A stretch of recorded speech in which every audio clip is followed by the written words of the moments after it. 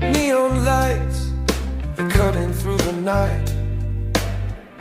City streets, they call out to the fight. A skyline hums alive, never still. Chasing dreams, we run against the thrill. Young hearts in a glow, in the pulse of the street. We rise, we fall, where the shadows meet. Underneath the lights, we're the ones they'll talk about. Young, wild and free, let it all scream out.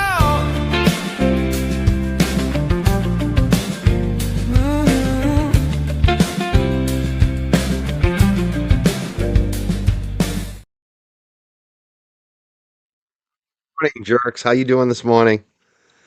Wow, what's going on today?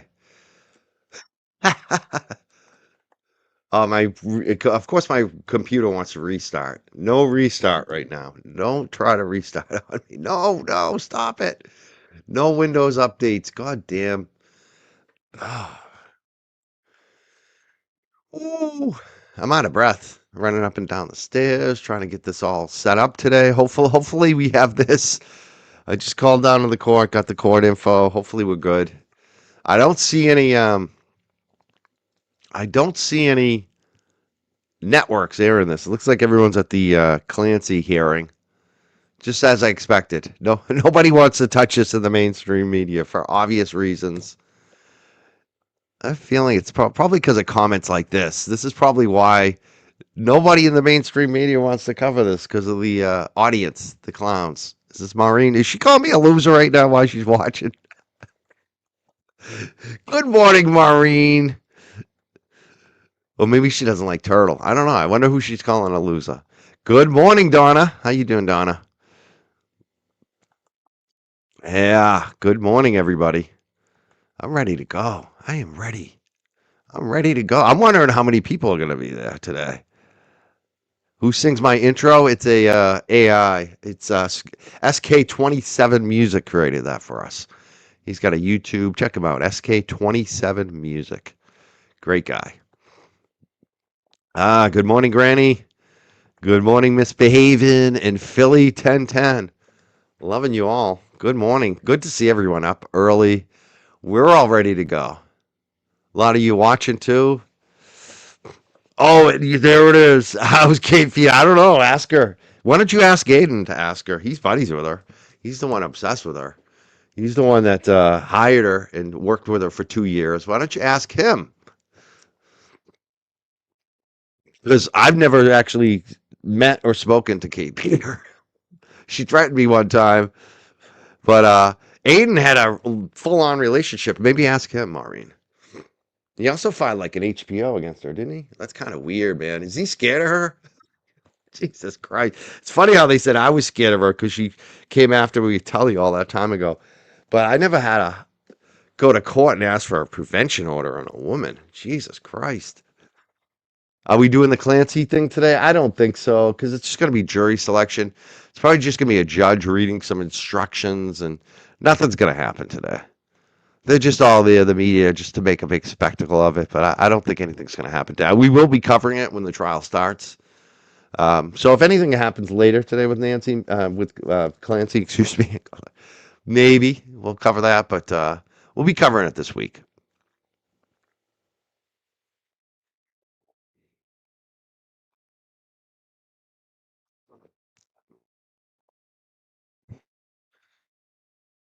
Yeah, we're waiting. We got court up right here. Hopefully this is the right courtroom. I just called this morning. I'm gonna check. I'm gonna look around right now and see what else is going on to make sure that we're not missing this. I'm wondering how many people. How many people do you think will be there for him in court? 9 a.m. in the morning in Boston. I don't think a lot. I think most of them are probably still sleeping. Let's be clear. I don't think many of them get up for work in the morning or anything. It should have been at 2 p.m. for that crew. Um, Yeah. My boy. Yeah, Jamal, I got my hair done. I am big time now. This is my cousin, folks, if you don't know. My distant cousin. Jamal from Roxbury. I love Jamal. Jamal's a great dude. Cares about his community in Roxbury. If I was voting in Suffolk County, I'd be asking Jamal who to vote for. I'm not in Suffolk County, but if I was in Boston, I'd be hitting Jamal up for a voter's guide and saying, who do I vote for in the city of Boston? He's the dude. He cares. Hey, what's up, Jamal? Good to see you, bro. I'm all Jamal. I don't know if you noticed, but a lot of upgrades here. You notice the hair? I'm looking slick with the hair. I also finally turned on the high def on the camera. I didn't even know I didn't have it on, so that's an upgrade. And I also got rid of the headphones. No more cauliflower ear headphones. I finally friggin' got a speaker system and put it in. I got a speaker system. No more headphones. Look at me. I'm like almost a professional over here, Jamal. Big things happening in my basement right now. Oh, thank you. Thank you. I'm glad you enjoyed it. The troll, it seemed to trigger the trolls last night. Yeah, they're all out. Here's one. She, she's she's all worked up. Send him your welfare check, Maureen. Send him everything. Hey, Elwoods. Good to see you. Good to see you, Elwoods. Yeah, it is nice today. Well, that's the thing. He's not getting it to Smith today. That's one thing I can guarantee you, folks. It's not going to get dismissed today. It's not getting dismissed at all. This thing's going forward.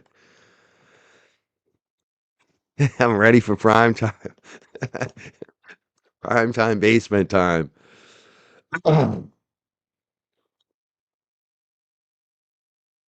Oh, thank you so much. We enjoyed that. That was fun. I got a little too fired up. The only negatives, there were a few negative comments that I was over talking Brian. I did. I was getting fired up last night. I couldn't help myself.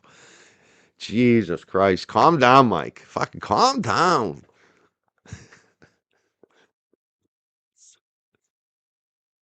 We're going to do that more often, too, just to piss them off.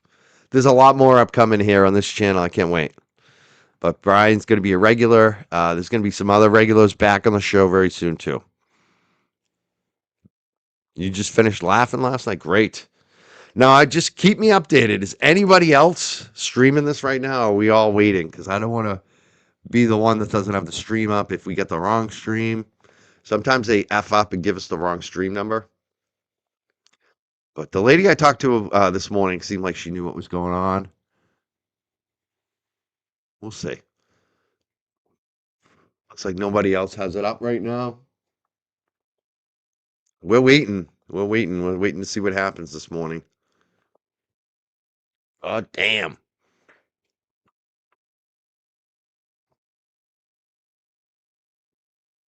All right. We got a lot of people watching on YouTube, some on Twitter, and a little bit on Facebook. I'd expect more on Facebook. Usually, Facebook gets lit up for these Karen Reed hearings, but I guess the Facebook, I'm actually not that surprised. A lot of my Facebook friends, my Facebook people, they don't like Aidan. So I guess I'm not that surprised that they're not watching. Turns out a lot of my old community from Facebook, they don't like him. Yeah, I don't blame them. But I figured some of them would watch because they don't like him. But they're not watching today, it looks like. Yeah, that's the thing about this too, Sturdy Gall. They always like to point at anything I ever say and say, "Oh, you're wrong, you're wrong." But they never point out when I'm right, which is a lot. And there's going to be a lot more upcoming, I guarantee you on that. But it's so funny. So you hope, Lana's here. You hope someone streaks the courtroom. That would be funny. What's the over under on put your cell phone away? That was at the last hearing, I think. Was that for Karen this week or was that Aiden? I can't even remember. But the judge said put your cell phone down to start the hearing. The over under on that is 1 today. If you got the turtle tankers coming, there's always going to be 1 or 2 that can't follow directions. You got to make sure they're not eating the crayons in the corner, right? They're fucking chewing up all those crayons, bro. They got the glue open. They're eating the glue in the corner. We'll see what happens today. Holy shit, we got a lot of YouTubers watching us. Thank you, everybody on YouTube. Please like and subscribe and follow and all that. Well, I didn't expect that many because everybody is streaming this morning. Christ, everyone's coming out of the woodwork. It's funny how many of them are streaming when I thought they would be at court. I guess they want the $5 over showing up for their buddy. Ah, thank you so much, Michelle. She came over from Facebook. That's why we air it on Facebook, and that's why we put it on Twitter as well and all those other places. Because I know a lot of people see it there and say, you know what, I want to get in that YouTube chat. Look at this one. I don't even know how you say it. Ain't pot two lefty. She says, Mike, stop with the pity party. Number one, there is no pity party. I'm fucking killing it, honey. Like, I don't know if you noticed what the price of oil today is. I'm fucking irresponsibly heavy in oil. And I called this 6 months ago. I was 6 months too early. I sold all my tech stocks, the microns that I tripled and quadrupled and whatever, gazillion. I've been killing it in the stock market. And I'm about to have, like, seriously, last 2 years in the stock market were the biggest fucking wins of my life ever. And this year is even bigger. So I don't know what you're talking about, pity party. I was up so fucking late celebrating how much money you're going to be paying for fucking gas, you fucking clown. So don't tell me to move forward. Stop telling me that I'm worrying about the haters. I ain't worried about the haters. I'm enjoying them. I'm having fun. This is fucking fun for me. They had fun on us.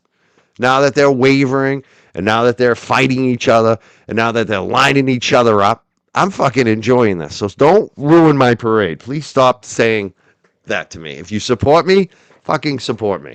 Thank you. Beach Gal sent 440 gems. See, look at that. Why would I be upset? I love that. Thank you.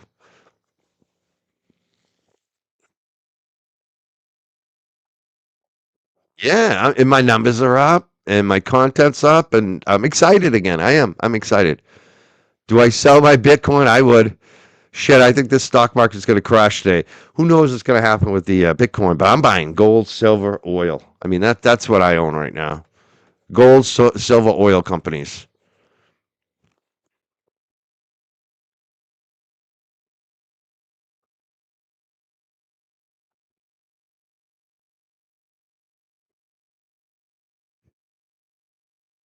You know about the rants too. Like the funny thing is, like I know some of you support me saying that. That's not a way to support me though. It just pisses me off. Like don't tell me not to do drama. Like it's one thing if you're a troll and you're just setting me up. It's like okay, I get it. But if you're like some of you folks actually are supporters saying that shit, it's like don't say that. Don't say it. It's stupid. Yeah, I'm killing the environment. It's all my fault. It's all my fault. I'm gonna get rich this week. You watch. It's fucking crazy. Trump's gonna make me rich. All right, now what time is it? It's 9:01. We've got nothing going on. Does anyone else have anything going on here? It looks like not. Looks like everybody's waiting. Grant Smith Ellis doesn't have anything up. Nobody has anything up right now. I'm just checking all the streams just to make sure that we are on the right one. When everyone comes up, and if they're on the same screen, then I know I'm good. Grant Smith Ellis is still sleeping. He hasn't started. um, Probably had a late night. I'm just checking to see who else might be live right now to see if anybody else has it. Okay, it looks like Law Girls. She has the same. She looks like she has the same Zoom as I have up, so it looks like I'm good. And she's only got like 20 people. It sucks, huh? It sucks, Law Girl, not attorney, that you gave me all that shit, and you got 20 people, and I got like how many people? Oh, too bad, honey. I love when they talk shit for months, and I knew that we'd be back and we'd be back up. And this is just the beginning. I know how these things work, and I just love the ones who shit all over us because now you're fucked. Now you're fucked. Turtle ain't ever gonna give you any support. I would have. I was actually giving you support. It's funny, huh? How that works. God damn, too bad. I want to thank Valley's girl coming through. She always comes through. I know how much you like these British pounds, money. I love the British pounds. I love you, Brits. I think I like the British pounds because I know it's in my ancestry. We were poor and Irish. We were Irish poor. We wanted those silver pounds. So thank you so much, Valley's girl. And again, thank you, Michelle, New Jersey. She sent 10 gems, the gold coins. I guess these are showing up. I like that. They're showing up now on the StreamYard, hopefully, because usually we miss all those. Yeah, that's what I don't like that. Like, that's the thing, especially now. It would be one thing if I was asking you for advice and said, sometimes I do. Sometimes I ask my chat for advice. Sometimes I say, hey, what do you think I should do on this or that? Or who do you want me to put on the screen first? What do you want me to cover first? Sometimes I do ask for advice, but on this, I'm not. I know exactly what I'm doing and what I want to do now. There's no questions. And so when people come back at me and I'm so sure, I'm going to be fired up. You're going to be Irish poor soon enough? You think so? I don't think so. How am I going to be Irish poor? Is anyone suing me or taking me to court? I'm all invested in oil stocks. I bought them cheap. And do you see what they're doing today? I don't think I'm going to be Irish poor. So, what is Irish poor? Is that, I got a lot. Does that mean I'm going to be famine? Like, I think Irish poor, I'm thinking of the potato famine. I'm going to look it up just to make sure I'm not missing some slang. Irish poor. Yeah, the Great Famine. You know what? Last night it's so funny. I went over to the local Chinese place right before my show with Brian. I started chowing. I got two large crab rangoons. I got the steak. I got the whole nine. Yeah, it was mostly appetizing. I'm fucking eating like crazy. And my girlfriend's been on a dog sit. She comes back. Oh, I gotta go. And then I come upstairs after the show, and like one of the crab rangoons completely gone, and she's just looking at me laughing because she didn't want to eat it, but she friggin' ate a whole box of crab rangoons. I was like, "Good job!" I was loving it. I was laughing my ass off. I was so proud of her that she ate the whole box. I'm a bad influence. Looks like we got something going on over here, so I'm probably gonna shut up soon. Oh shit! We got something going on in court. I love it. This is it. Holy shit, folks. Holy shit. Let me get this set up for us to make sure the screen looks nice and we get the right view going. Should I do the gallery or the multi-val? Let's do the gallery first, see what's going on. Multi-speaker. All right. I think we're good. Hopefully we got the sound on. I'm not hearing any sound yet over there, but usually that just, they don't turn it on right away until court starts. So we'll see what happens over here. God damn, I'm excited today. This is going to be fun. I love being a spectator. I love not biting my nails. I love not caring about what happens for real. You know what I mean? This is just like I said, this is like me being at the zoo or me being on the African safari and watching the animals and be like, the lion's going to attack the gazelle. And I'm just sitting back. I'm on the truck. I got a camera and I'm on the truck and I'm narrating the National Geographic today. Great. Great to have no skin in the game and just enjoy what's going to happen in court today. Yeah, I took your edible. I don't even need to take edibles. It just, how much cannabis I've used over my lifetime. It's part of the blood. It's just in the blood. It's in the bloodstream. I can't go back. That would be funny. That would be like the new, how do you like them apples? The mega motion's going to change the world. Remember when they said it was all about the First Amendment in the Supreme Court of the United States? I haven't heard that much lately. It's going to be interesting to see how they do today. How this judge, I think this judge is going to bap him around a few times. I don't know. Oh, is that Belios? Yeah, it looks like we got the right stream up, people. Yes. He already looks like he's pissed off in a way, doesn't he? That look at him. He's like, oh, God damn it. I got to deal with these turtle clowns. God damn it. These people have rescheduled us fucking 14 times. He doesn't look happy. This is his Monday morning. He has to deal with the fucking turtle tankers. Oh man. Oh, thank you. Oh, Mass Mafia is here. This is fun. Is this the real? That's the thing. I don't know if it's the real one or the fake one. I'll have to look into that. That's funny. They were just giving me shit if it's the real one that I'm friends with you, and now you're here. That's funny.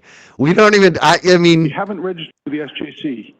Per the I gotta SJC go. rule Looks like we got 1.19, caught going on. I'll see you later, folks. is inappropriate and unlawful. So, Your Honor, I'm happy to go through in the order that you set forth in your order. Say we can't broadcast it after they said we can. Counsel on some of the What? issues, and I don't know if you'd prefer to hear that first or, that's on the discovery issue? yes. All right, we'll come to that last. If you've reached a resolution, that's fantastic, but let's deal with the motion to dismiss first. Mr. Betterow, your motion, I'll hear you. Thank you. You might want to concentrate on a couple of things to start with. Number one, there was already a fully litigated motion to dismiss both under McCarthy and under Odell, in which Judge Doolin drafted a 36 or 37-page decision, which is an exceptionally fulsome decision from the court, in which he found probable cause for the majority of the indictments, but dismissed all of them, including the one that seems to be at the heart of a number of these motions, that is to say, against Mr. Proctor. So the first issue is this. Under Rule 13, and under Commonwealth versus De Los Santos, which I'm sure you've reviewed, which is 492 Mass 242, 2023 case, if the matter was not raised, it's considered waived. So tell me why, and I understand the issues with Ms. Peters may have been disclosed post that hearing, at least to some extent. Tell me why the other issues aren't waived under De Los Santos and Rule 13. Was there another issue, Your Honor, you wanted me to focus on? No, that's to start. Then we'll get to the substance of it. Thank you, Your Honor.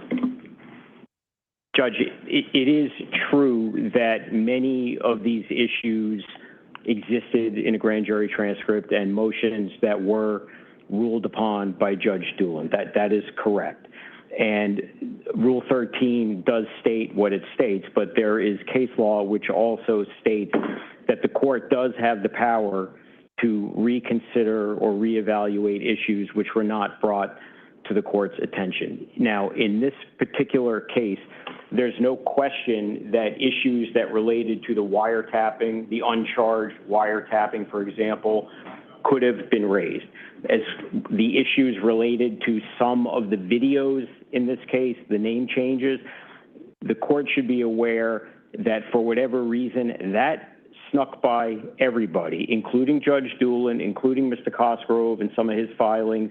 And as soon as that was picked up, that is something that we put into writing and addressed right away.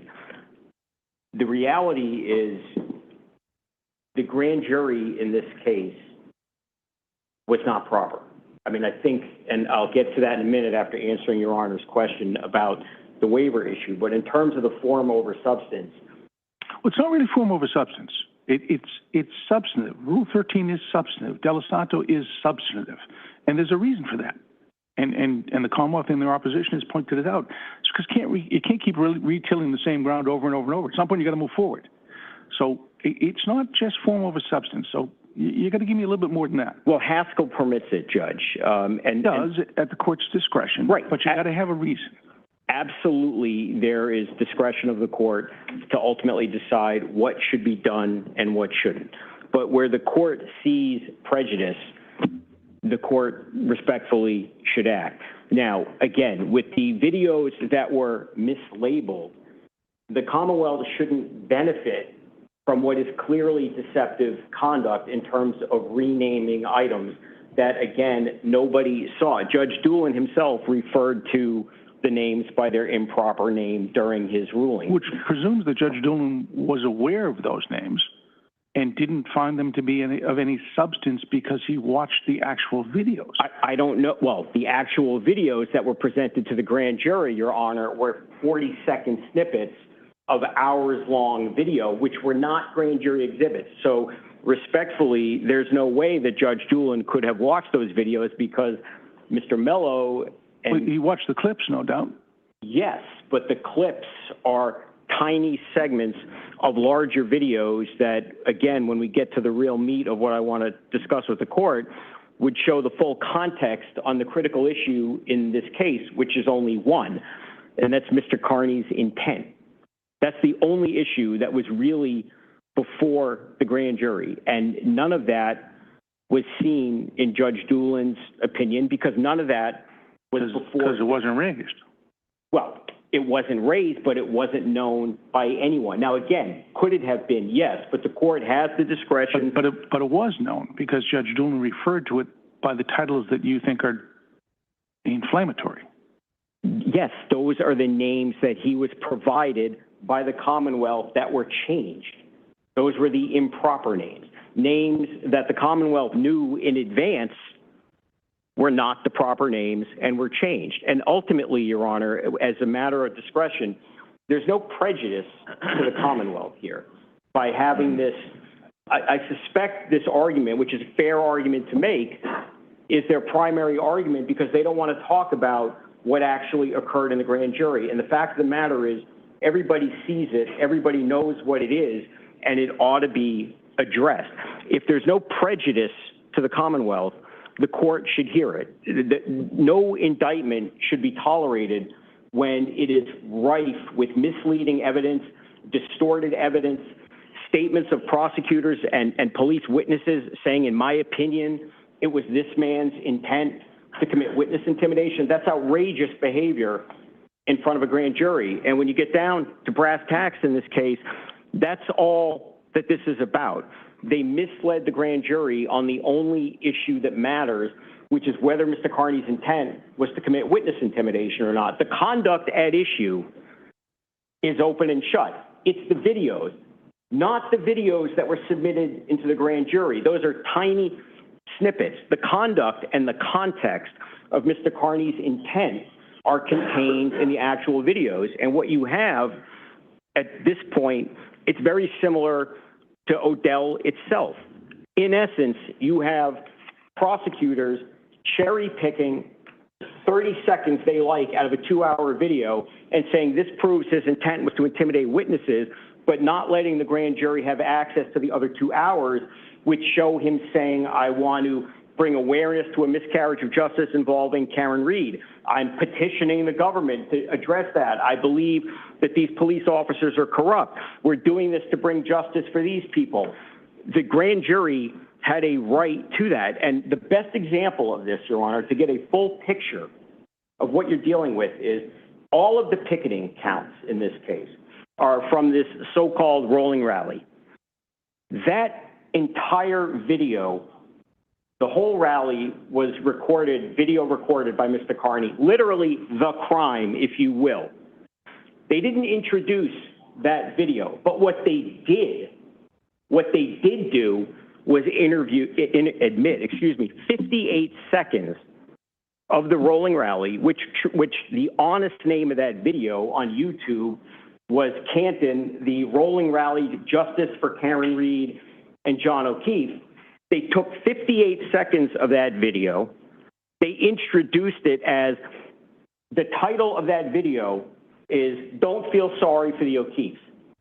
That's not evidence, but if you look at the grand jury testimony and the transcript, the way Mello and Tully did this is Tully said, the name of the video is Don't Feel Sorry for the O'Keefes. It's contained in a folder literally titled Intent, literally. And he did that approximately 30 times throughout this proceeding, told the grand jury, this is proof of his intent. They literally asked questions and answers that talked about intent. They played 30 to 50 seconds of this video where he literally says, don't feel bad for the O'Keefes, but yet don't present the video of the crime. Why, what prosecutor? But their allegation is that is the crime. Your Honor, again, it goes to Odell, literally. They can believe anything they want. They can allege anything they want. But they're not alleging that the rest of the rally was intimidation. They're alleging those clips are the intimidation. Right, but Your Honor, when they present it to the grand jury, it's tantamount to what happened in Odell with the police report, where we decide we like sentence 1 because we think it proves his intent, but we don't like sentences 2, 3, 4, and 5, so we're just going to keep that from the grand jury. In Odell, that was deemed to have impaired the integrity of... But a police report and a video are very different things. We often encounter situations at the grand jury where they have hours and hours of videotape, but they only play certain clips. But they didn't tell the grand jury it's available for you. The point is they told the grand jury the name of the video is, Jury Influence is another one, which was actually titled Protesting Michael Morrissey. Big difference. A video that was 5 days after DA Morrissey made a statement to the press, which was improper. He gives a 2-hour video and says, I'm trying to bring awareness, trying to do this and do that, and this is in August of 2023, well before trial, and says, absolutely, I want to influence the public and the jury pool, and they take that little snippet. They may have a theory that enables them to say, we believe that's proof of his intent. That's fine. What's not permissible, though, is to rig it in the following way, to say, literally, Your Honor, I can read to you there's a literal question and answer, which is very important. For example, on December 19th, question from Mello to Tully, before he plays all of these videos, which are misnamed, cherry-picked, do you have any knowledge of incidents which you feel are intimidating of a witness with respect to any particular witness? I do. Question, those are on video. Answer, they are. Play those for the grand jury. So now we've just told the grand jury, I think his intent was to intimidate witnesses. Then what Tully does again and again through direct intentional questioning of Mello, it's not volunteered, is to say that these videos are named inaccurately, and they're in the memo. You've seen them, page 62 and 63 of the motion, all the times that they did this. They play the snippet, and then when it's over, they tell, or before they do it, they tell the grand jury, these are from a folder marked intent. He didn't do that. Yeah, but slow down, Mr. Better. You have to give the grand jury some credit. The grand jury understands that a defendant is not going to create a folder which says intent. They had to know the prosecution created it. That's my point. Right, but give the grand jury some credit. They understand that. Your Honor, the point is, respectfully, when a police officer tells the grand jury, in my opinion, this man's intent was this. I have a folder with proof of his intent. It came from that folder. I'm going to tell you a false name of the video that I renamed or some third party working with him renamed, whichever the case may be. And then you don't tell the grand jury that this was renamed by us, put in this folder by us. I'm playing you 30 seconds, but I'm not going to give you the rest of the video. And I would refer the court, this case is cited in the memo of law that went with the motion, Bleakney, the appeals court case, not the SJC, the lower appeals court, where they cherry-picked a portion of a statement of a defendant, left the full flash drive in front of the grand jury, but never alerted them to the contents of it. And in that case, the appeals court found it impaired the integrity by hiding the ball. Here, if you're going to go there, Mr. Better, if you're going to go there, then you got to talk to me about Shaquille Brown,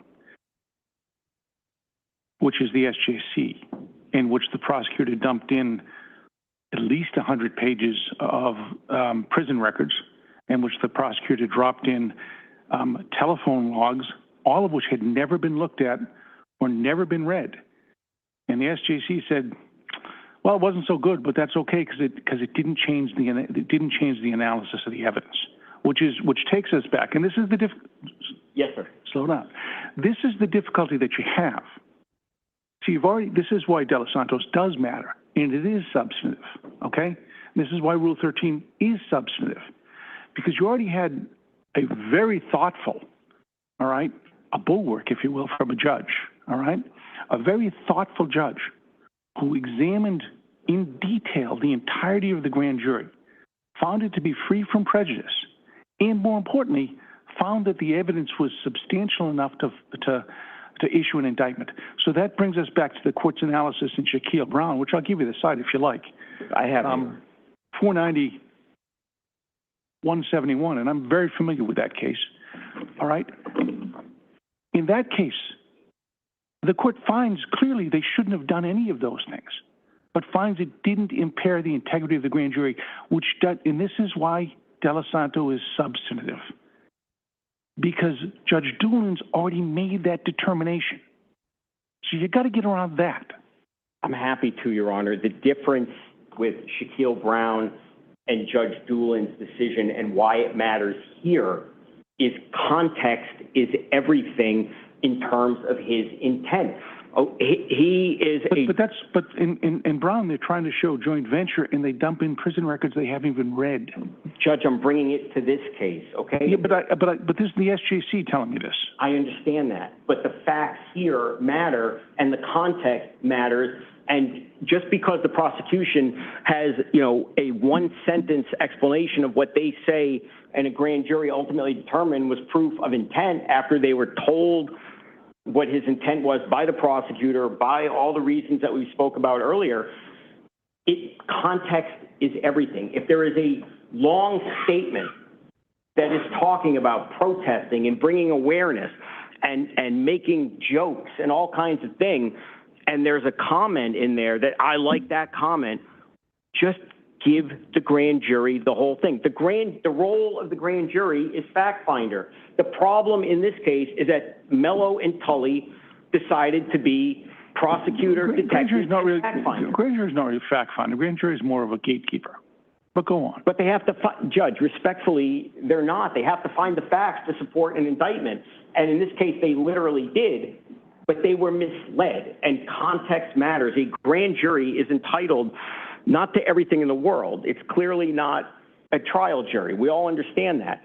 But when you do it, you have to do it fairly. And they put their finger on the scales with evidence of his intent in terms of what they told the grand jury, what file it was in, the length of the video, the full context of the video, the uncharged crimes. Judge, the last piece of evidence in this case that they put in the grand jury was an uncharged crime of, again, the rolling rally video, which they didn't see fit to give the grand jury, which makes no sense. If anyone's prosecuted these cases and put in cases in the grand jury, that makes no sense. That's the crime. Give it to them.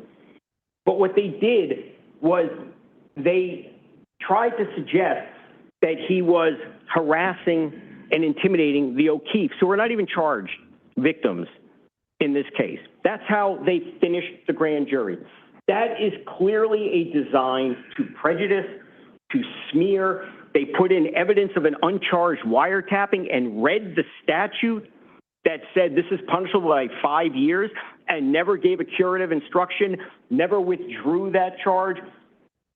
De Los Santos or not, Your Honor, the question is, at what point do we not avert our eyes to what they did? They need to do it fairly. But a judge has already looked at that. But he didn't see that, Judge. If you look at Judge Doolin's decision, none of that is addressed because he, like everyone else, was misled. Moreover, Judge, I am focused on the grand jury. I'm going to answer the questions that obviously you're focused on.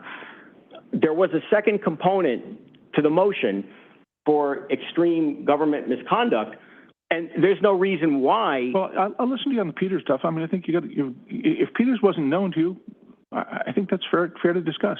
Well, it wasn't. I mean, the whole point. But before I get to the merits of that motion would have been made anyway. So that, I mean, because we can't make a motion based on evidence of which we're unaware, obviously.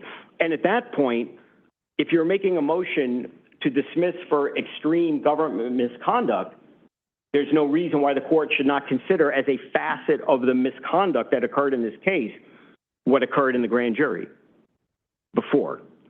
Now, as far as the Peter stuff, which I don't want to beat to death, and most of it is in the papers, the point is all of that evidence should have been disclosed in early 2024, which was we're closing the deadline for discovery. That material didn't come anywhere near that timeline. It came in July of 2025 after numerous specific, very specific Brady demands and discovery Rule 14 demands. They could not have been more specific. So let me understand, what is the basis that you're asking me to dismiss? Is it for the discovery violations or for the substantive violations? Well, it's for everything. On the second component of the motion, the indictments ought to be dismissed based on the impairment of the integrity of the grand jury proceeding, full stop. As far as the second component, based upon the lack of discovery, that prejudiced us from filing a full-throated motion the first time, and the court should consider that in even hearing the grand jury component of it. But in any event, if the court is wondering why, if discovery was ordered to be completed in early 2024 and all these demands were made before, during, and after that time period, and stuff that is responsive is showing up in July of 2025 that we turn out to learn was in the possession of every single prosecutor on these cases in December of 2024, which is before the motion was filed in front of Judge Doolin. What is going on? I consider these to be two separate categories. That's why I started with the issue of Peters may be something which is outside the Rule 13 and the De Los Santos analysis, which is why I'll give you I'm giving you an open field to discuss that. Okay. Excuse me, Judge. The evidence that exists or no longer exists from the third party that the court mentioned is extremely prejudicial to the defense. There is a strong argument that could be put forth if there were to be a trial in this case that this investigation was biased, it was shoddy, and that involves any number of things, one of which includes, from our perspective, which is a shockingly close relationship between a private civilian, Peter, who you mentioned, who has a hatred of Mr. Kearney that is beyond adjectives that I could even provide this court with. Not only that, this is a witness who has falsified evidence against him. Literally, this is not in dispute. It's in the motion. Has forged court filings to try to screw him in part of their fighting during their life. Has attacked witnesses for the Commonwealth, Alberts, and tried to get him to say bad things about them when she, in fact, defamed them. And this person was basically holding Mr. Mello's hand. These are the messages that we got, amongst other things, telling him what to do. And when we got that affidavit from Tully, oh, well, I didn't open or click on any of these links. That's a problem for one reason, because they were in their possession, custody, and control. It ought to have been turned over. And what was contained, we don't know. But you know, there has to be under Neal a reasonable basis to believe there might be something useful. And the reasonable basis you have is that the person who provided it to Tully that he claims he never opened has committed forgery, fraud, deception, and crimes against him. She's a dishonest person who is working hand in hand with the prosecutors in this case. Now, Tully says, I never opened it, and now the links are gone, and we were told in filings, you know, it's been dismissed, it's been deleted by a third party, which presumably is Peter, and what are we supposed to do in now finding the evidence to support that defense? Just assume it's nothing helpful? Why would we assume that when this woman is bent on destroying him and commits fraud? Isn't the shoddy work that he never opened them? What's that? Isn't the shoddy work that he never opened them? That's amongst other things. But I had said to you, Tully said that. That's not what Mello did. The emails that we got too late in the process literally show Mello and Peter talking, and he's asking her help. How do I open this? And Mello says, gee, thanks. He literally opened it. Opened what? Where is it? Tully says, I never opened it. It's deleted. Mello, very noticeably, never submitted, in all the time the prosecution had to respond to the motion, and if the court remembers, they got many graces in deadline extensions to file, never submitted a sworn statement explaining any of this. What we got instead was a hearsay statement where Mr. Cosgrove, and I say this with due respect to Mr. Cosgrove, was essentially cosplaying as Mello, saying, you know, this is what it would be. That's not evidence in response. What was required is something from Mello under oath, and we've never gotten that. And that's very important too, Your Honor. One of the things that we asked for in the motion is, as an alternative, a hearing, okay? If this was intentional, the court should factor that in. Now, how can the court make a finding whether this was intentional or not without hearing from Mello, Tully, Peter, anyone else who may or may not be involved in this?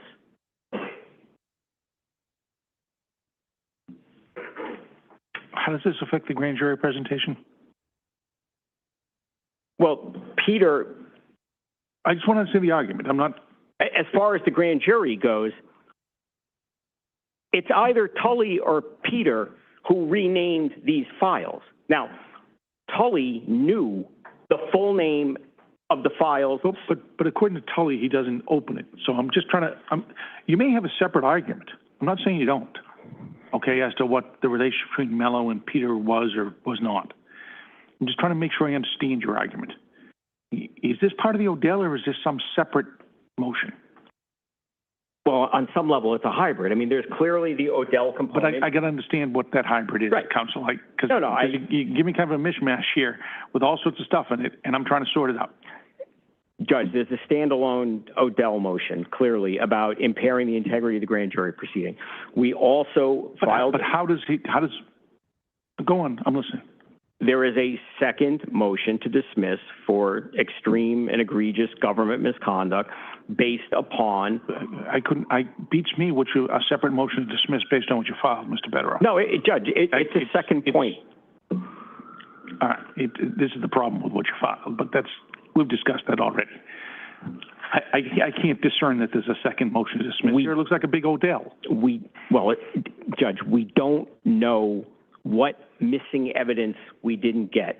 And the argument that was put forth in Mr. Cosgrove's response to this was that if you don't know, then there's no obligation for us to turn it over because there's no reasonable possibility to conclude that it would be favorable to you. And the point is, when it's evidence that was deleted, that was reviewed by Mello, Tully claims he didn't, and it comes from a source who hates him and commits acts of fraud and forgery against him, there's a reasonable basis to believe that something wasn't right in that evidence. We don't know. And this woman was assisting these people back right before literally days before the grand jury, explaining to Mello how to use the evidence.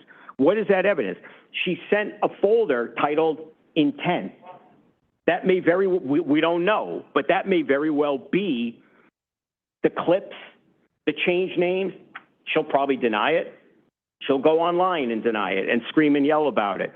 Tully says, I never looked at it. Mello is unheard of. He's just disappeared in the wind. There's no sworn statement from him. These people, at a minimum, should be called in, take oaths, and let's get to the bottom of it. Well, I'm going to need a better motion than what I got in order to do that. But, Mr. Cosgrove, what do you got to tell me? Let me just go through it. Start where you think is important. Okay. First, whenever I hear counsel use the word cherry-picked, what that means to me is the Commonwealth picked relevant evidence to support the charges it was looking for. I don't have any real answer. I don't deny that that was what, in this case, Mr. Kearney said and did and put on the air. Well, why not give them the whole video? I'm sorry? Why not give them the whole video? To go to Mr. Betteroff's point, why not give them the whole video to watch and play them selected clips, as is often the case? I don't know what the reasoning was at the time, Your Honor, but if you look at the chart that Mr. Betteroff includes in his motion, or his affidavit rather, it runs on for about 3 pages. There's lots of videos. They tend to go about 2.5 hours each. If we give them the whole video, there is lots of other material in there that language used by Mr. Kearney, whatever. It could be construed as prejudicial. I'm sure Your Honor has already heard about reference to the O'Keefes and the Commonwealth introduced this, and they didn't indict him with respect to intimidation of the O'Keefes, and this was entirely inappropriate, et cetera, et cetera. I'm sure if Mr. Mello had put in 25 whole videos, we'd be getting an argument that all kinds of prejudicial material was put in, and that the Commonwealth should have simply chosen what was relevant to the indictments. I have to say, where's the beef? I keep hearing about stuff being taken out of context, and if only there was the context, if only the whole thing had been shown. The defense has read my response and said, Your Honor, and one of the things I said was, where is it? Where's the submission to the court? These are the things that if only the grand jury had viewed them, as Your Honor is now capable of viewing them because we have submitted them, and certainly Mr. Kearney has access to his own video, it would have put things in a completely different light, and here's why. You don't have any of that. There may be some things in the entire videos that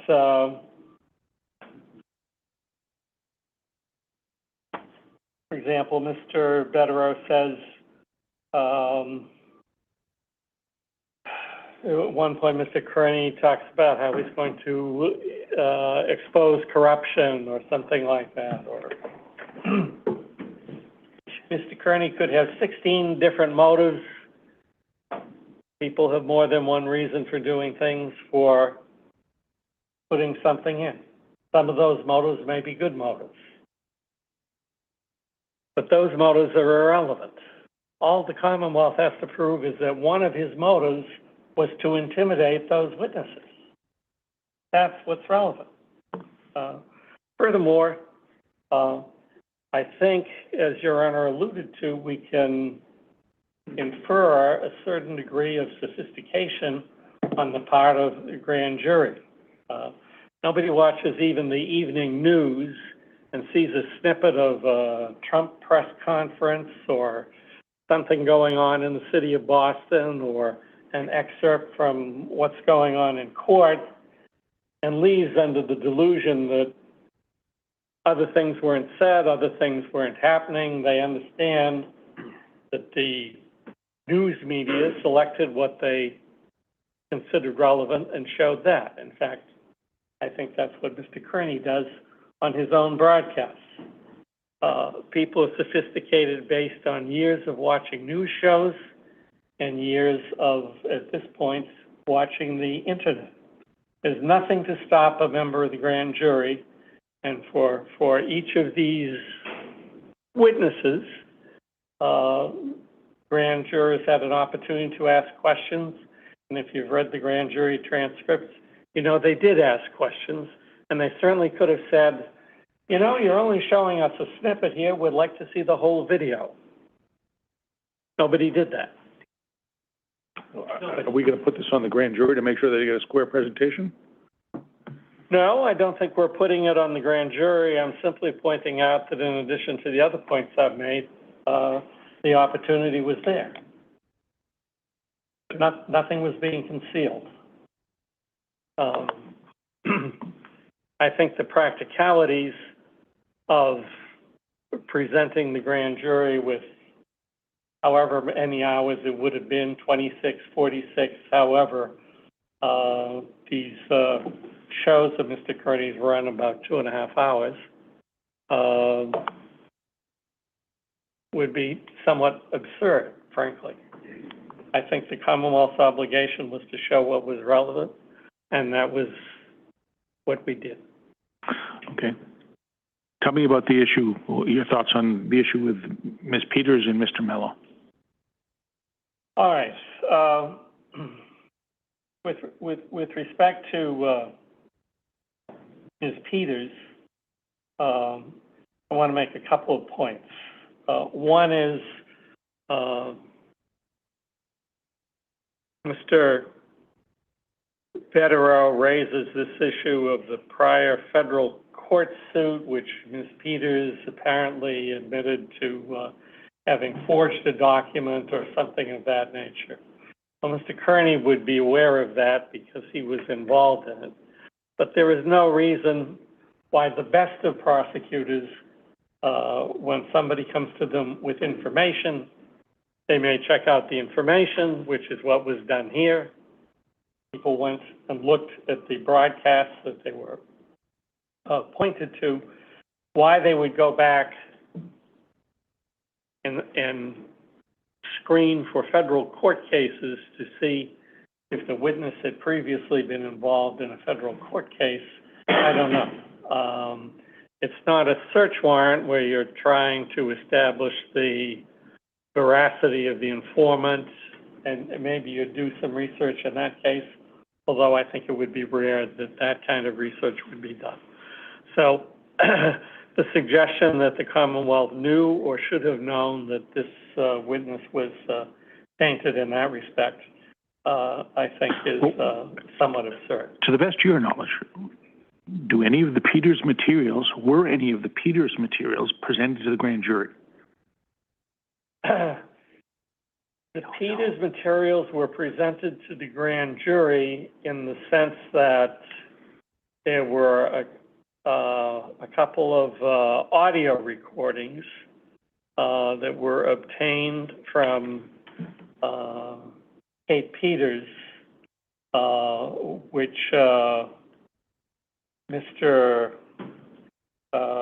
which Lieutenant Tully could not find checking independently because the theory was that Mr. Kearney had taken them down and had replaced them with different videos in which he had intercut a warning that was not actually there originally, that the conversations were being recorded. One of those... This went to the wiretap indictment, which didn't happen. Right, right.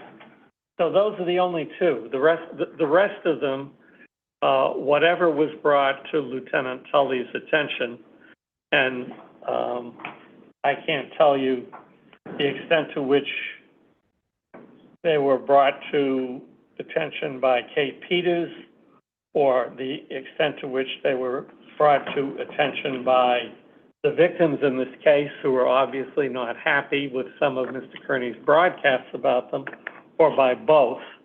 But in every single case, Mr. Tully's representation is that he himself went to the internet, looked up the broadcast, recorded it himself, or caused it to be recorded by somebody in the office. I have to say this predates me, but I have no reason to doubt that representation, and presented them to the grand jury. And I would point out to Your Honor, to this moment, there has been no representation that any portion of the videos that the Commonwealth showed, which we presented to the grand jury as things that Mr. Kearney himself had recorded and broadcast, were not genuine. There's only been this argument that, well, they were taken out of context. If they saw something else, the jury might have thought something different. Was the grand jury, I should maybe know this, were the wiretap indictments no-billed, or were they withdrawn? Neither. We didn't proceed, well, on Or did they not ask for a vote, actually, is a better way to put it? well, on the Gaetani wiretap indictments, those were issued, but that complaint was... Yeah, I'm not worried about that. So that leaves us with the Scanlon presentation. And what happened was, after the presentation was made, an issue was raised in the mind of the... an issue was raised with the prosecutor as to whether, in fact, a Norfolk County grand jury would have jurisdiction. Mr. Scanlon having been, I believe, in Suffolk County for his end of the conversation, and I believe Mr. Kearney was not in Norfolk County at the time either. So there was some thought that maybe, as I understand it, maybe that Mr. Mello would asked Mr. Morrissey to get himself appointed as a special prosecutor for Suffolk County for the purpose of seeking an indictment there and joining it, but it was never pursued. You know, with that in mind, the Norfolk County grand jury just expired without anything further being done. So nobody ever went in front of the grand jury and said, this is withdrawn, but at the same time, no true bill was proposed to the grand jury relative to Mr. Scanlon. You just never asked for a vote on it. Never asked for a vote. Okay. Any more you want to tell me? No, I'm content to rest on my memorandum unless Your Honor has questions.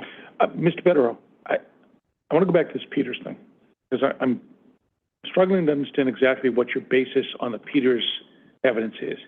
It is a loss of exculpatory evidence?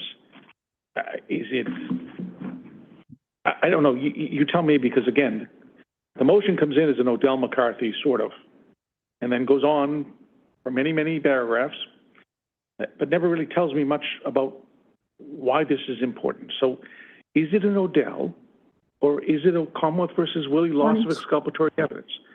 I gotta know.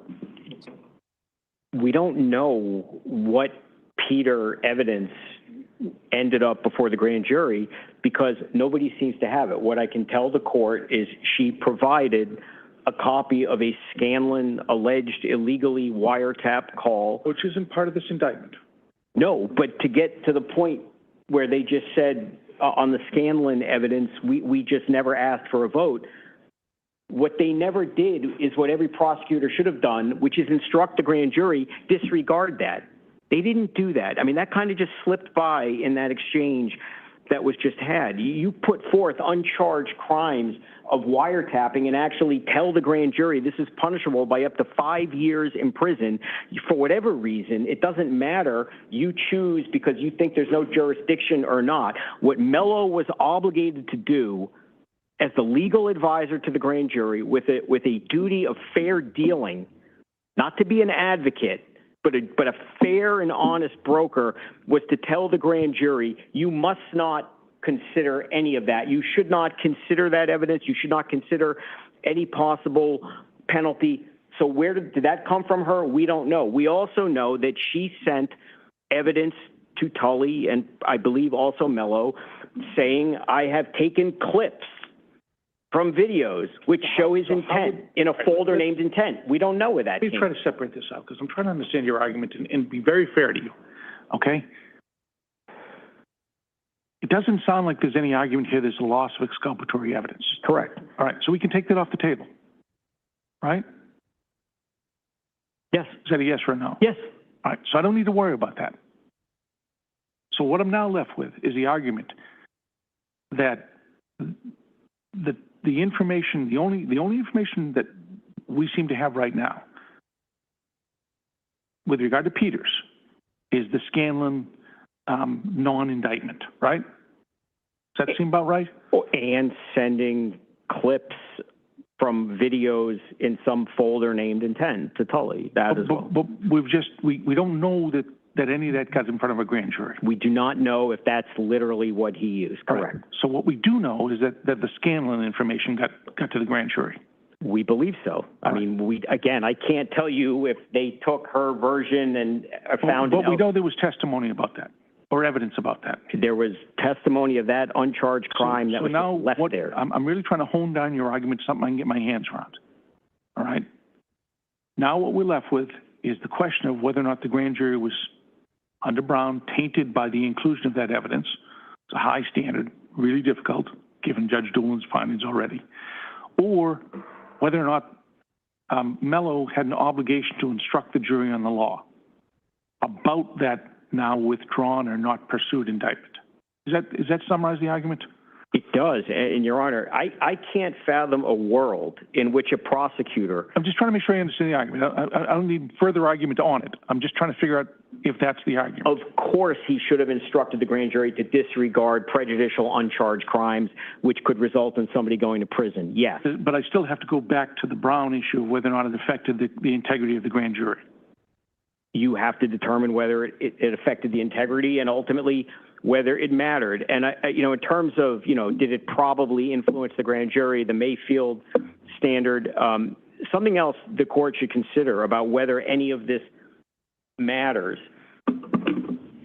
In March of 2024, Mr. Mello took another shot at a grand jury involving Mr. Kearney and Karen Reed for essentially... But not this grand jury.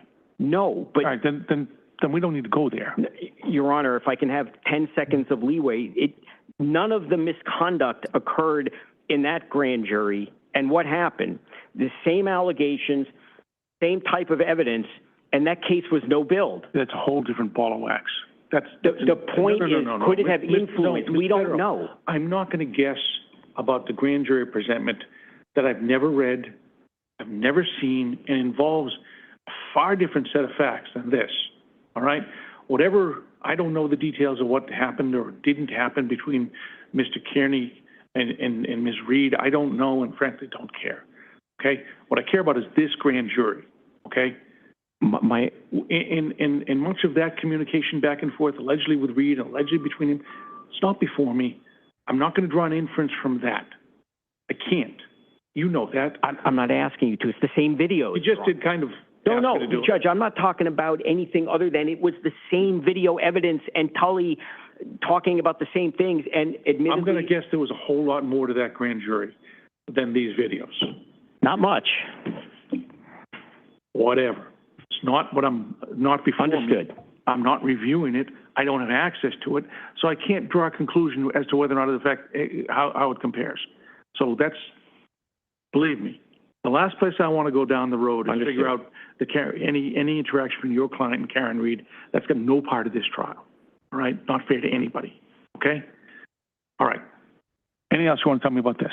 One other just response to something Mr. Cosgrove said, and when the court was asking him, why not just play or give the grand jury the opportunity, if they so choose, to have the videos, and the response was, well, they could have asked. I didn't put a lot of stock in that, so I wouldn't spend any time on that. Whatever they don't know, and the last point, Your Honor, is why rename the videos? Why say it comes from the intent? Why offer the opinions? It's to put their finger on the scale and to say, we believe he did it, you should believe he did it, and that's improper for a prosecutor to do as a legal advisor to a grand jury. Fair enough. All right, I'll take it under advisement. Two quick points. Sure. Yep. I just want to point out that from the Commonwealth perspective, the whole Scanlon argument is waived because they had the grand jury minutes at the time that they brought the last motion, including... The Scanlon argument is limited to the idea that they should have instructed. Right. Okay. Right. The second point I want to make is the argument that they don't know what information came from Ms. Peters. I guess my response is, doesn't matter. It doesn't matter that she has an animus against Mr. Kearney, that the two of them are oil and water. Doesn't matter if the Commonwealth kept those videos from Jack the Ripper or whether the Commonwealth kept them from St. Teresa. The question is the video evidence authentic? And it is. Okay. All right. Enough on that. Next issue. Do we have the third party here? Yes, Your Honor. Yes. All right. From the defense, I didn't get a response or an opposition. Is there a response or opposition? No opposition, Your Honor. So you're fine with releasing these matters? Judge, we're, from our perspective, this is all out in the possession of the internet, if you will, and it seems like everybody has it and can look at it except Mr. Kearney, but that's another issue for another day. Well, we returned it to him. Did we not? That was the order that I know. You're going to go off? To okay, do. Hold on. Yes, Your Honor, but it's there's all sorts of... Okay, just a sec. Okay, whoever's on the video, you need to shut down. I muted him, Judge.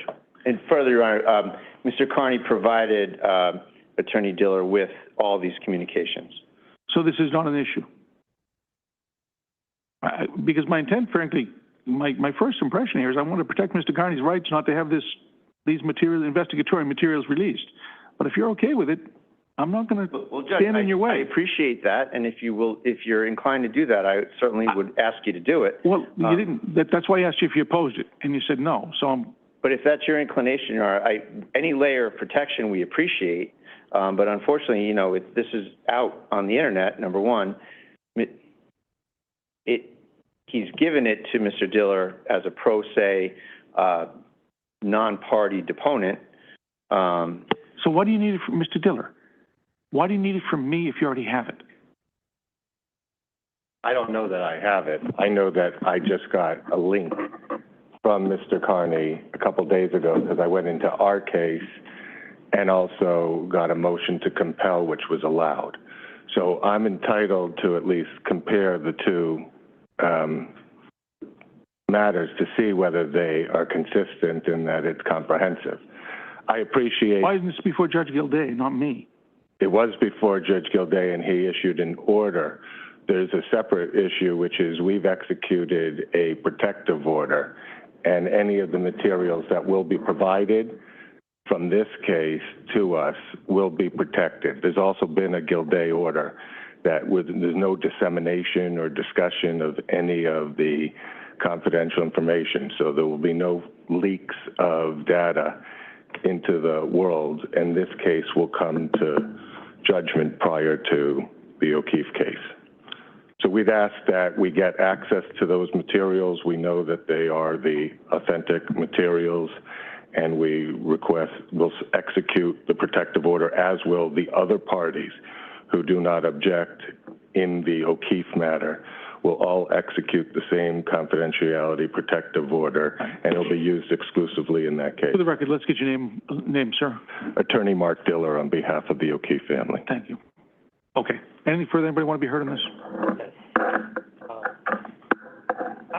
I don't have any objection to providing Mr. Diller with a copy of the same materials that I believe are already out there on the internet. Ironically, have been released not by Mr. Kearney personally, but through someone who was associated with him, as I understand it.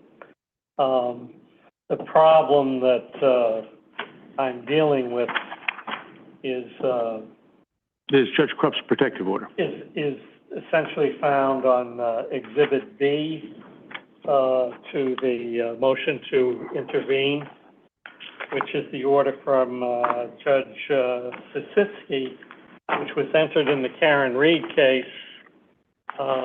That motion was brought by Mr. Bradle on behalf of Mr. Kearney, and Mr. Bradle, as I recall, wished to bring it with respect to both the Karen Reed case and with respect to this case.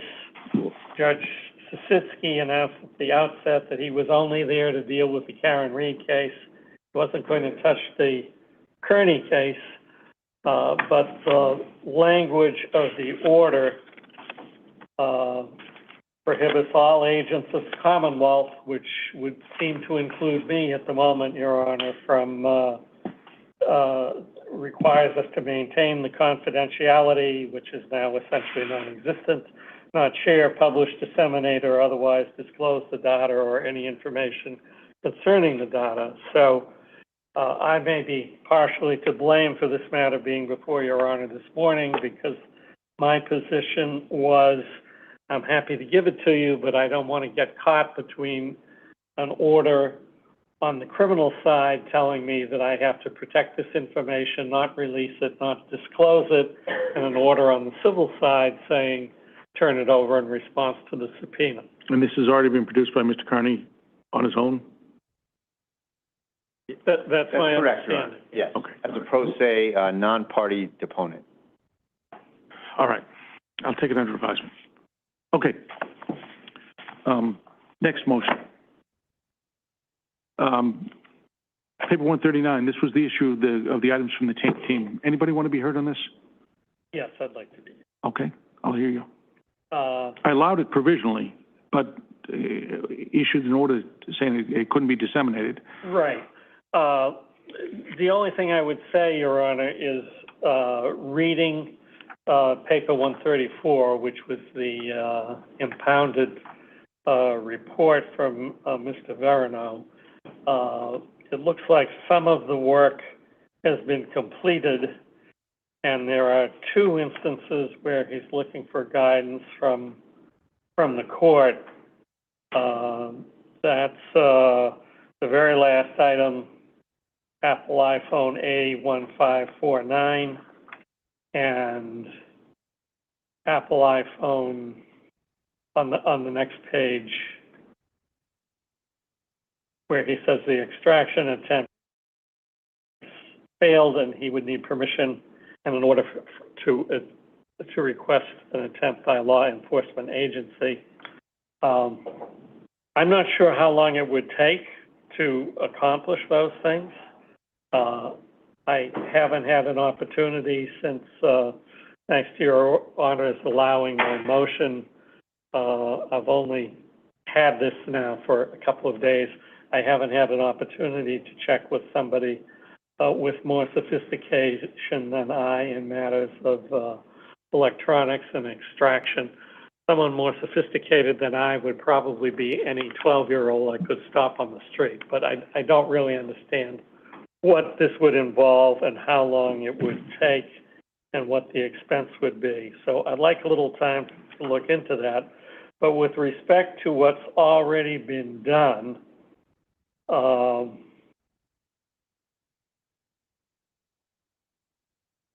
it seems to be that they have, for example, the next to last entry, Honorable Macy reviewed and marked item for privilege. Working on producing the potential privilege data with notations by Honorable Macy, which items are deemed privileged for defense production. This was dated March 25th of 2026. This taint team process has been very laborious, and I would really like to get the ball rolling on this, or rolling a little further before we are up against the trial date. How soon do you think, how long will it take you to formulate your position on further steps? I don't think it will take me long at all, Your Honor. A week? A week. Mr. Bettero, Mr. Bradel, you want to be heard on any of this? Judge, I don't object to a week, if counsel wants to. You have the materials he has, he's released to you? Yes. The report? Yes. Okay, so. See, I wasn't even aware of that. Well, that was the order that I issued. Oh, you mean this? But. Okay. That was the order that I got, was to release that report. Right. But the text of the report says that they have the data, Macy's reviewed it or has reviewed some of it. I would like some indication to the taint team that we'd like to get it. I don't know what exactly is in play here. Mr. Bradel. Yes, Judge. You work with Mr. Cosgrove. Okay, that's. You guys need to file a further motion to assist this process, to speed it up. Just get it to me. We would like I'll to draft receive it first. something Yeah. first to Mr. Bradel and. Yeah, you guys can work. You We'd don't. like to receive it first, though, Your Honor. I appreciate Commonwealth referenced this in their submission, that to the extent that there is a privileged notations in here, we'd like to see it first, Absolutely. evaluate it. Understood. I get that part. Okay. All right. So look, get a report back to me 2 weeks from today. All right. And if you need a further court order to move the ball forward, I'd be glad to do that. All right. I assume you guys will come up with some agreement on it, right? Yeah, Mr. I Bradel? think it'll be a good. Yes, Judge, I propose to counsel that I'd just like to have it for, let's say, a week prior to the. That's why I'll give you 2 weeks to sort this out. All right, appreciate it. I suspect you don't need me to interfere with this. I don't think so, Your Honor. Yeah, my understanding may be less than a 12-year-old. Okay, last issue, which is the issue for disclosure on Proctor. Did you folks have some discussion about this? Yes. We did, Your Honor. We're almost there. I think we need court guidance on one disparity. It's very wide right now, far too wide. All right. I think I know where you can go. I'm not sure you. We're not gonna make you go through the labor of looking at our stuff. All right, tell you what. 2 weeks to give me a report on where you stand on that. All right, if you guys can reach an agreement, we will. That's fantastic. Whoa! All right, we're gonna close the Zoom now. That's it. The Zoom is shut down.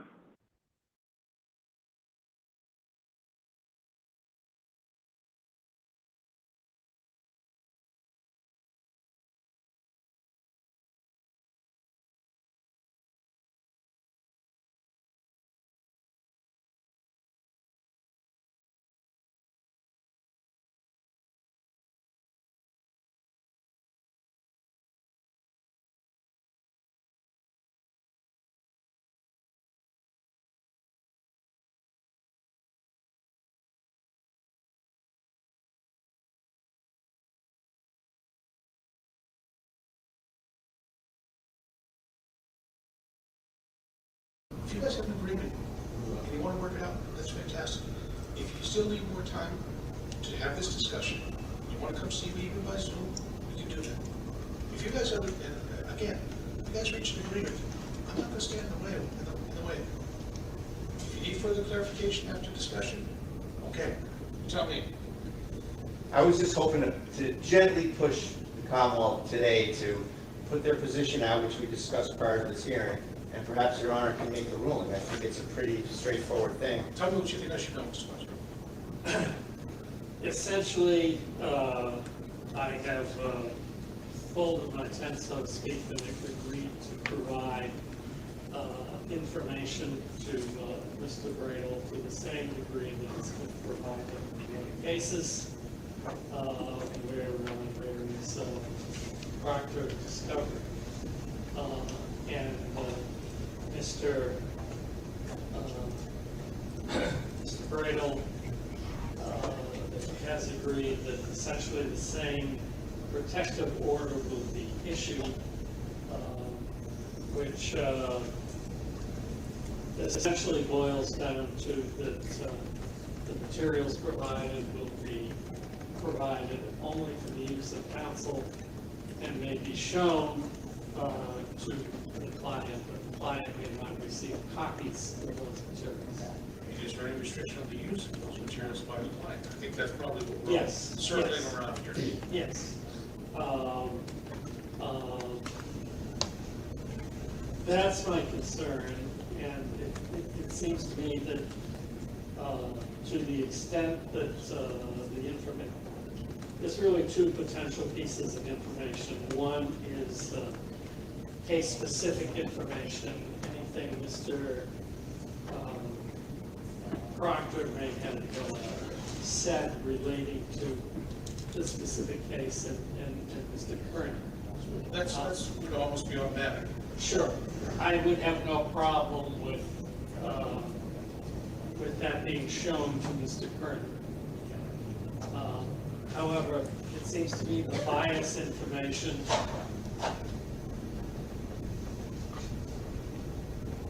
which is, as I understand it, a pretty standard, it's really the same for all the defendants. The stuff's going back, whatever, the comments that Mr. Proctor made about this person or that person that potentially could be used to impeach him if he is called as a witness and show bias, that have nothing to do with Mr. Kearney in particular. That's a bridge we'll cross when we come. I don't wish to be shown. I would like to be restricted from showing to Mr. Kearney because I don't think that counsel needs his input if we come to trial to present a statement that Mr. Proctor made 12 years ago about some woman or minority or whatever. I think the likelihood is it's only going to leak out into the internet to the extent that that's already possible embarrassment for everybody. Can you start cracking the seal on people who make silly comments, inappropriate comments, unacceptable comments? It's going to open up things that we just don't necessarily need to come down. We'll cross that bridge when we get to the logistical regular policy. Mr. Bradley, So What do you think Aidan does right now? this issue that the Commonwealth wants to sort of parse out is it's too vague to parse that out. I can't look at something and say, you know, I'll give you 2 weeks to. it makes it adverse to the client, Your Honor, to have to I'll give you 2 weeks to confer. If you guys haven't come to an agreement by that, call Mr. Donnelly. Okay. Come in and see me. It's a 15-minute hearing. It should not take us long. Thank you. All right, so we've got 2 weeks on the issue of the tank team issue, and 2 weeks on this issue too. Thank you, Your Honor. And then there's also a housekeeping issue relative to the dates, Your Honor, for trial and motions in May. I think we wanted to propose to the court. I think we hammered this out before you came out, which is that we wanted to propose Friday, December 4th for motions in limine, Monday, December 7th for trial and jury selection.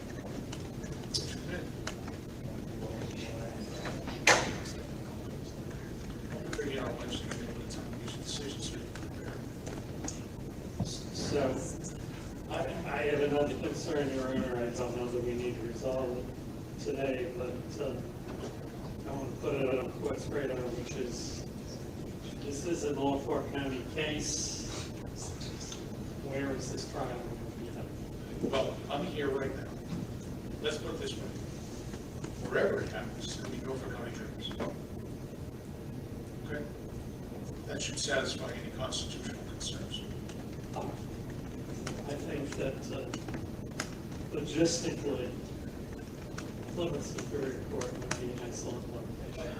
The logistics of where it happens is going to be a discussion which we're going to have with other folks who are involved here.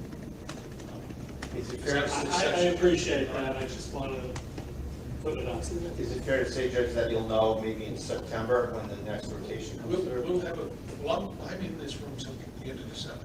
Oh, okay. So I'm assigned to Suffolk County So you're until January of 2027. So the assumption is going to be with me, and the assumption is going to be in this room. But we're going to have to make arrangements because this is a Norfolk County case. It's entitled to Norfolk County jurors unless he waives. And that would be my intention, wherever this happens. I'm going to discuss that with Mr. Kearney, That it be tried in front of the Norfolk County jurors. whether we waive it. Well, Commonwealth gets, I think, word on that as well. So, I have one other issue that I'd like to raise with Mr. Bradel. I don't need to ambush him, but I do want to bring it to the attention of the court. There has been, so far as I recall, and I don't think I've lost my memory to this extent yet, no motion to suppress with respect to the devices that were seized from Mr. Kearney pursuant to warrant.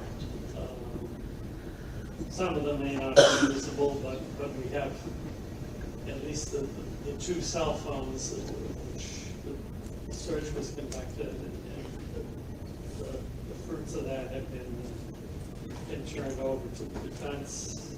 Defense has the motions. I don't want to get to a week before the day of trial and be told that Your Honor needs to hear a motion to suppress. are there items on the cell phone you intend to use? Please. Folks need to have a discussion about this. Well, I'm sure we will have a discussion about it in this ability. I'm just concerned about, There may be an in limine issue, Judge. We don't see any suppression issue. All right, so there's no motion to suppress it. We'll deal with it as a motion to eliminate. That's where we were going, Judge. All right. That's fine. Here's what I'd suggest, folks. Somehow, the judiciary tells me I'm going to get a lot of motions to eliminate. So maybe we should go back another week on the motions.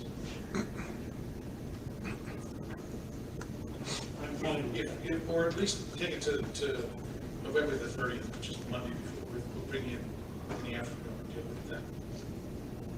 That gives us a full week to get decisions out and adjustments you can be in your trial strategy.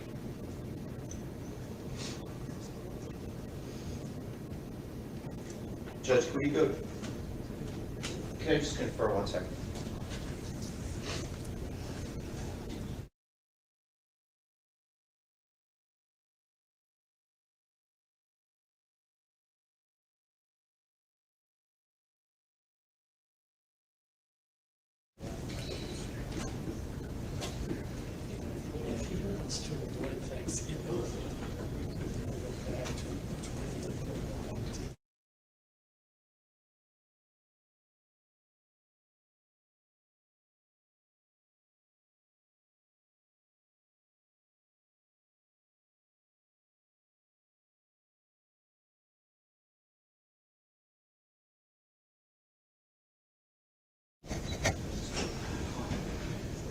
Your Honor, we would like to avoid the Thanksgiving week. We're wondering if we could move it back to, say, the 19th or the 20th of November for motions eliminated.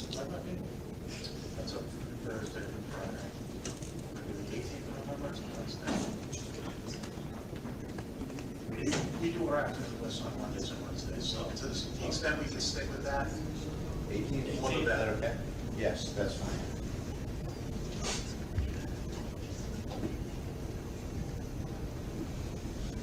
So, any other schedule issues? Could we maybe file those, so agree to file them like a week prior? That's fine. Those days is all I need. So 11th, out-of-court filing, November 11th. Fine by me? Okay, just one other matter. That's Veterans Day. 10th, For what it's worth. whatever the closest date to that is. So it's what? Give me another day to work on. 10th. 12th. Sorry, 12th. Okay, although the Zoom is now shut down, let me just send this message right now. The court is fine with Zoom.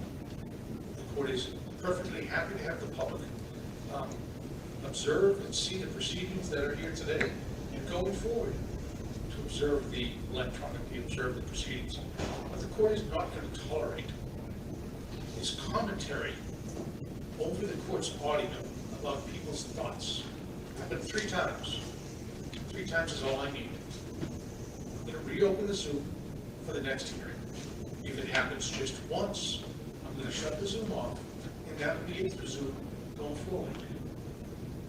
This is not a participatory experience for anyone but the parties.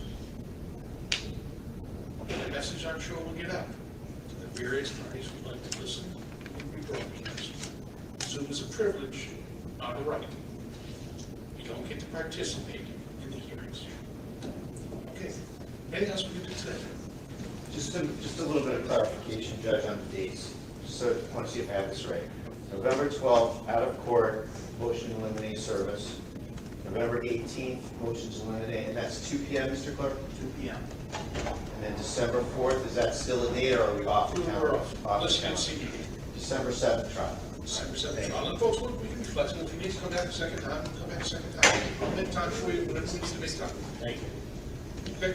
And we may come back on the property protective order in the next couple of So weeks. the 2 outstanding matters, number 1, motion dismissed to decide.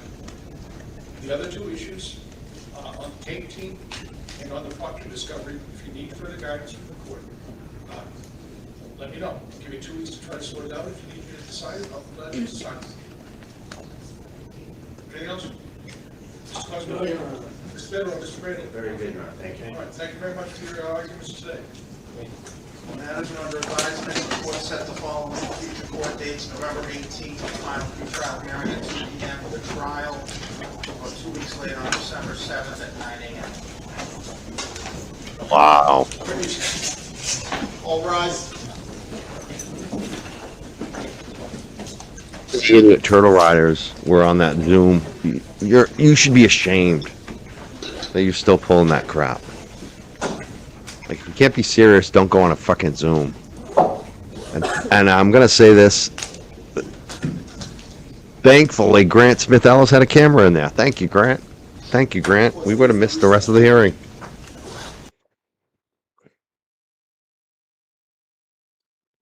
All right, I think that's it. I've got a guest we're going to bring up right now. This is wild. I can't believe we're going to do this. I've never spoken to this person. I think we exchanged one message recently for the first time ever. We went at it. I said she threatened me, right? Remember, people remember. She called me soy boy. This is going to be fun. We're going to bring up Kate Peter. Again, my mods in the chat, it's my fault. I didn't communicate with them enough. I've been burning the candle at both ends, so to speak. So I didn't let them know to kind of chill in the chat. But everyone, please be nice to each other.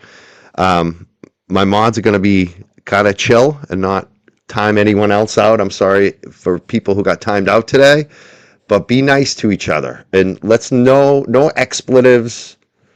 This is a conversation, and this is about news. This is like, I'm trying to be fair on all sides. Obviously, I still support Karen Reed. Kate still supports who she supports. We're going to bring her up. We're going to have the conversation. Let's try to be adults today. Can we do this?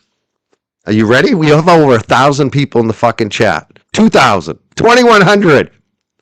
2,100 fucking people. And they said we were done. I'm standing tall. I'm standing strong, just like JFK, just like LTL. Subscribe to my people. Make sure you like and subscribe today. I want to thank all the super chatters. Let's bring up Kate Peter. Kate, are you ready? If you're ready, there she is. She's ready. She's got her microphone on. Yeah, Welcome to Young Jerks, Kate Peter. How you doing? Holy What's fuck. up? I just called you a soy boy on Twitter like 3 minutes ago, actually, when I announced that I would do this here. But it's good because you can ask me any question you want and I will answer. There's nothing off limits. I don't talk about pending cases in which I am involved with, but this doesn't count as one. So. What did you think about today? I mean, it kind of went as I expected. I didn't think this mega motion was going to succeed. It seems like it's not succeeding. What did you think about today when they brought up your name?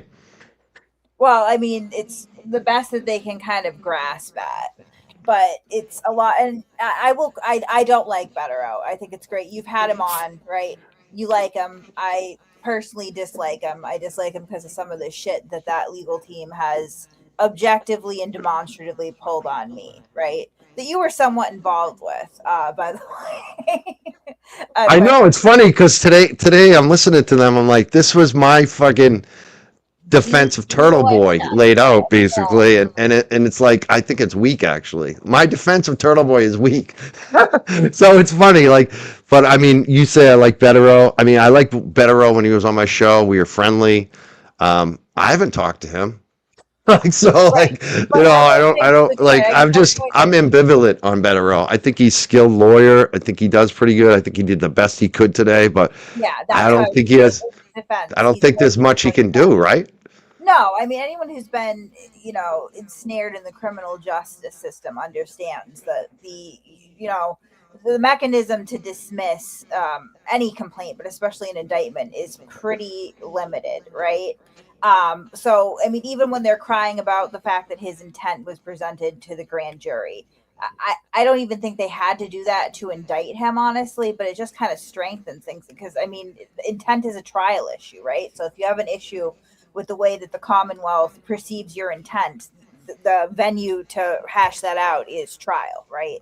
And obviously the Commonwealth in this case feels like they have a provable case, so they're not backing down at this point. Like, I knew as soon as this was filed, and this is the second motion to dismiss, which obviously the judge pointed out several times, like, this has already been scrutinized, the indictments went through, like, he's going to trial, that's it. But I think it's crazy how much money he probably spent on that isn't his money. He's bilking his subscribers to pay for this pageantry so they can bring up my name and say a bunch of really inflammatory and not entirely true statements. And again, to Bettero's credit, he's probably taking his client at face value. But for instance, this entire forgery thing is not true.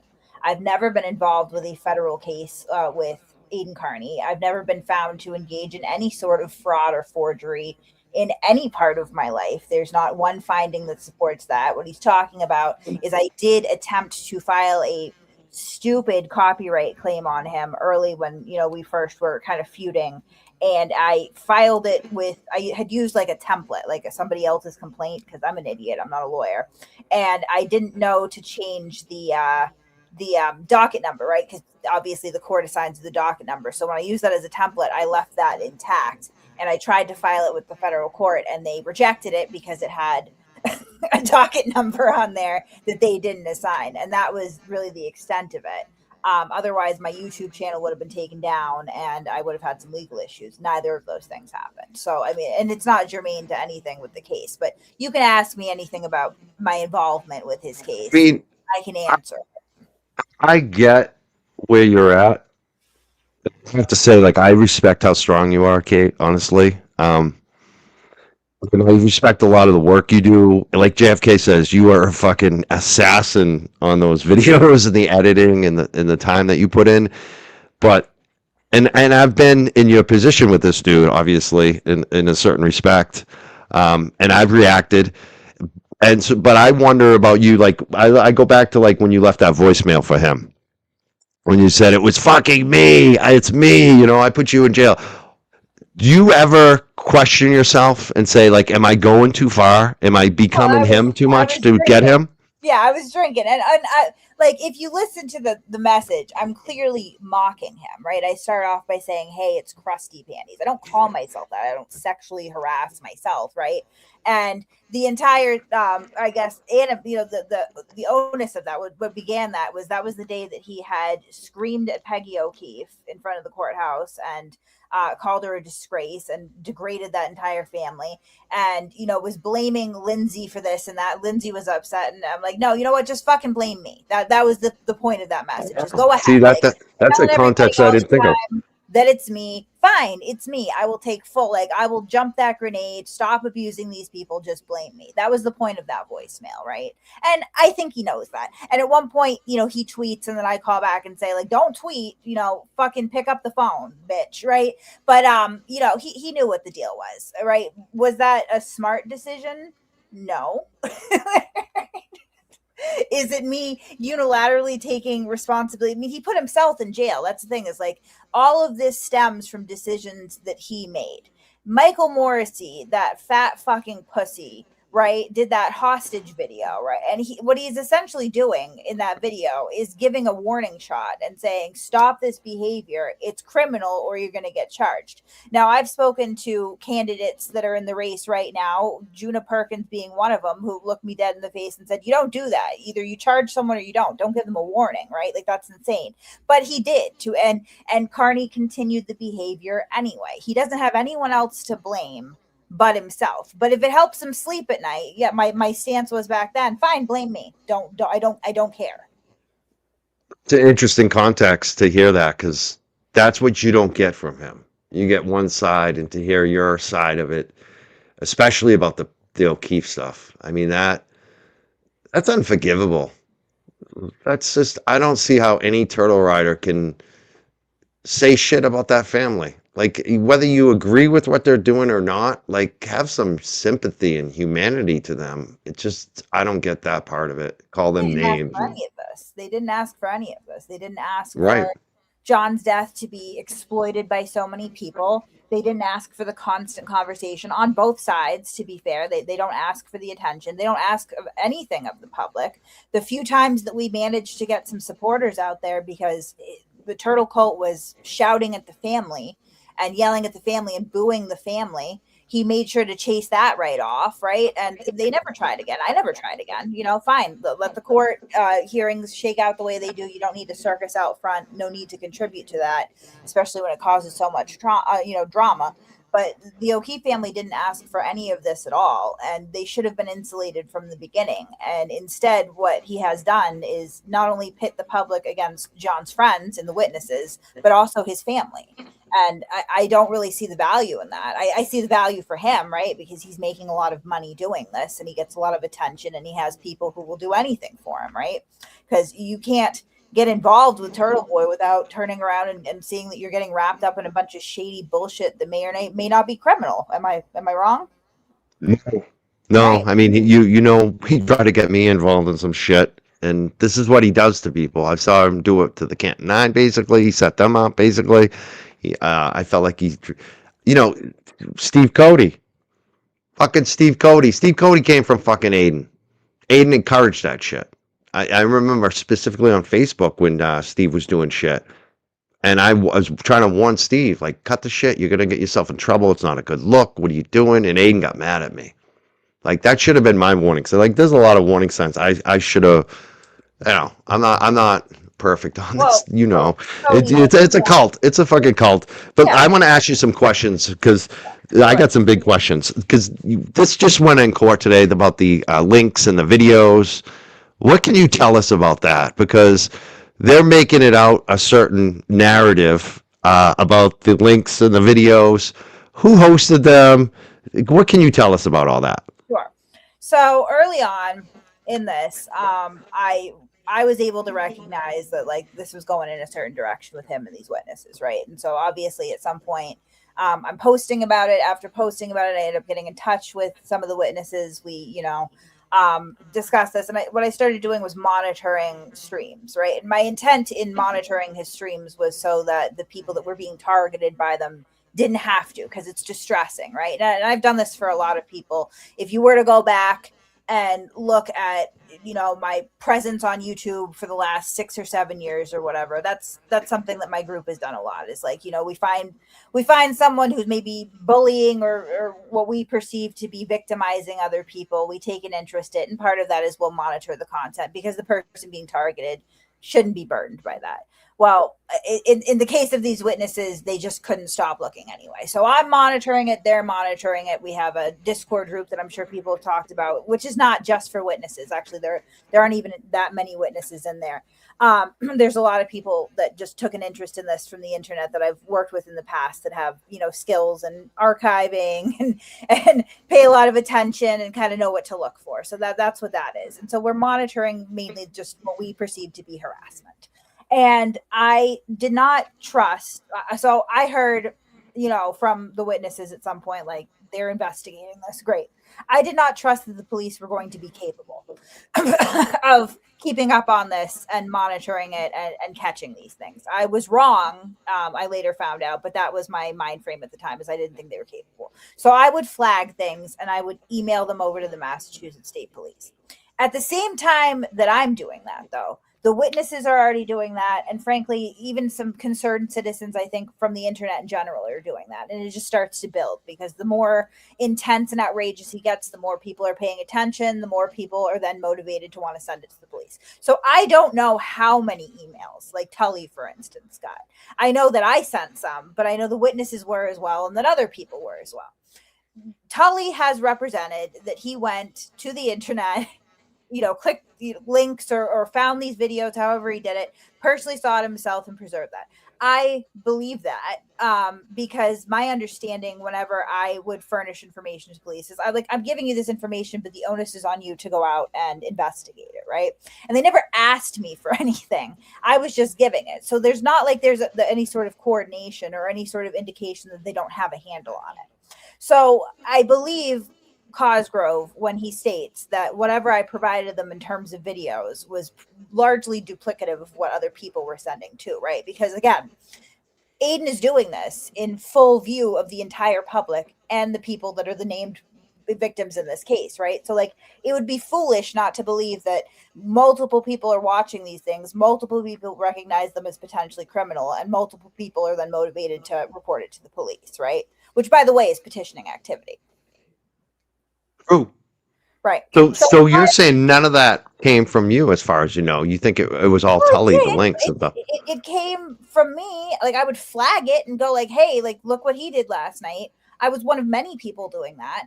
And then you've got Tully, who is now said under oath, by means of an affidavit, I went and looked for myself, which is just common sense, really, because like my father used to say it all the time when I was growing up: trust but verify. They don't know me from Adam, so they don't know whether I'm a trustworthy person or a not trustworthy person. And frankly, opinions vary on the internet, right?